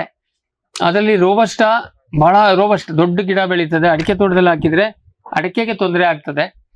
ಆಮೇಲೆ ರೋಬಸ್ಟದ ಇನ್ನೊಂದು ಸಮಸ್ಯೆ ಅಂದ್ರೆ, ಚಿತ್ರದುರ್ಗದಲ್ಲಿ ಅವಾಗ ನಮಗೂ ಗೊತ್ತಿರಲಿಲ್ಲ, ಈ ಕಾಫಿಗೆ ಗುರುಗಳು, ಒಂದು ಮೂಲ ಗುರುಗಳು ವೇಣುಗೋಪಾಲ್ ಸರ್. ಅವರ ನೆಕ್ಸ್ಟ್ ಜೂನಿಯರ್ ಗುರು ನಾನು ಕಾಫಿಗೆ. ಅದು ಅವಾಗ ಅವರಿಗೂ ಗೊತ್ತಿಲ್ಲ. ನಾವು ಅಲ್ಲಿ ಸೇರಿ ಚಿತ್ರದುರ್ಗ ಡಾಕ್ಟರ್ ತೋಟದಲ್ಲಿ ರೋಬಸ್ಟಾ ಹಾಕ್ಸಿದ್ವಿ. ಸೀಂಟು ಡಾರ್ಫ್ ರೋಬಸ್ಟಾ ಎಲ್ಲ. ಆಮೇಲೆ ಚಳ್ಳಕೆರೆ ರವೀಣ್ಣವ್ರ ತೋಟದಲ್ಲಿ ರೋಬಸ್ಟಾ ಫೇಲ್ ಆಯ್ತು. ಅದು ಸ್ವಲ್ಪ ಹಾರ್ಡ್ ಕ್ಲೈಮೇಟ್ ಅನ್ನ ತಡ್ಕೋತದೆ. ಇದು ಅರೇಬಿಕಾ ಸಾಫ್ಟ್ ಕ್ಲೈಮೇಟಿಗೆ ಅಂತ ನಮ್ಮ ಕಲ್ಪನೆಯಲ್ಲಿ ಇತ್ತು, ಎಲ್ಲರದ್ದು ಹಂಗೆ ಇತ್ತು. ಅದೇ ಕಾರಣಕ್ಕಾಗಿ ನಾವು ರೋಬಸ್ಟಾ ಹಾಕ್ಸಿದ್ದು. ಮತ್ತು ಸೀಂಟು ಅದ್ಭುತ ತಳಿ, ಸಿಕ್ಕಾಪಟ್ಟೆ ಇಳುವರಿ ಬರ್ತದೆ. ಬಟ್ ಪಾಲಿನೇಷನ್ ಆಗ್ಲಿಲ್ಲ, ಅಲ್ಲೊಂದು ಕಾಯಿ. ಅದ್ರ ಜೊತೆಗೆ ಮಿಕ್ಸ್ ಆಗಿ ಬಂದಿದ್ದ ಚಂದ್ರಗಿರಿ ಭಾರಿ ಮಸ್ತ್ ಬಂತು 2ನೇ ವರ್ಷಕ್ಕೆ. ಅದು ಕಡೆಗೆ ನೋಡಿದ್ರೆ ಅದು ಫ್ಲೋರಲ್ ಬಯಾಲಜಿ, ಅದು ಸ್ಟಿಗ್ಮಾ ಮೇಲಿರ್ತದೆ ರೋಬಸ್ಟಾದಲ್ಲಿ. ಅದು ಹೈಲಿ ಕ್ರಾಸ್ ಪಾಲಿನೇಟೆಡ್. ಅದು ಈ ಡ್ರೈ ಕ್ಲೈಮೇಟ್ ಅಲ್ಲಿ ಅದು ಹೂ ಓಪನ್ ಆದ ಕೂಡ ಅದು ಸ್ಟಿಗ್ಮಾ ಒಣಗೋಗ್ತದೆ, ಪೋಲನ್ ಗ್ರೈನ್ ತಗೊಳ್ಳೋದಿಲ್ಲ.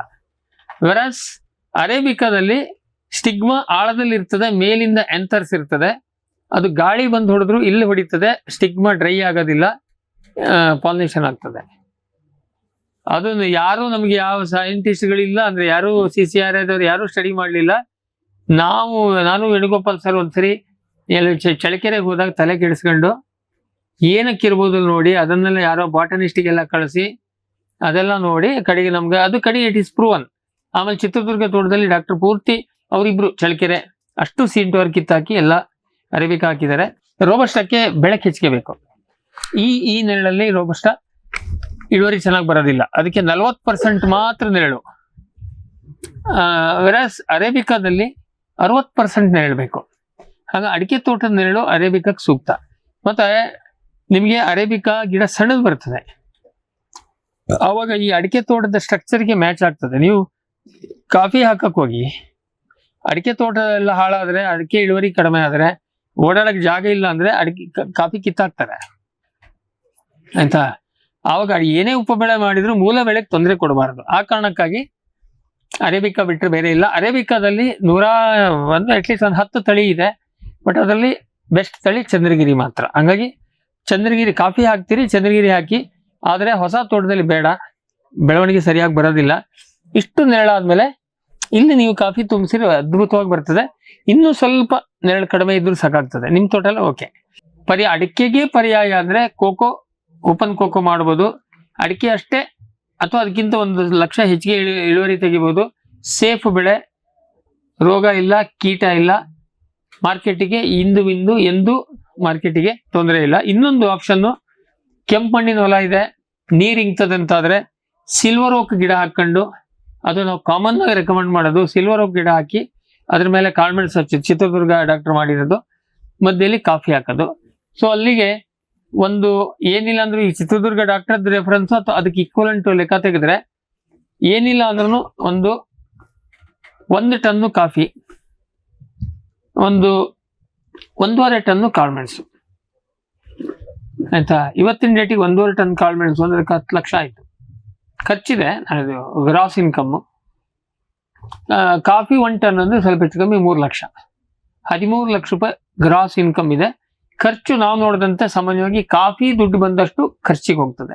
ಬಟ್ ಕಾಫಿ ಹಿಸ್ಟಾರಿಕಲಿ ಈಗ ಪ್ಲಾಂಟೇಶನ್ ನಲ್ಲಿ 20 ವರ್ಷಕ್ಕೆ ಅದು ಹಳೇದಾಗಿ 20-22 ವರ್ಷಕ್ಕೆ ರೀಪ್ಲಾಂಟ್ ಮಾಡ್ತಾರೆ. ನಿಮ್ಮಲ್ಲಿ ಏನೋ ಗೊತ್ತಿಲ್ಲ.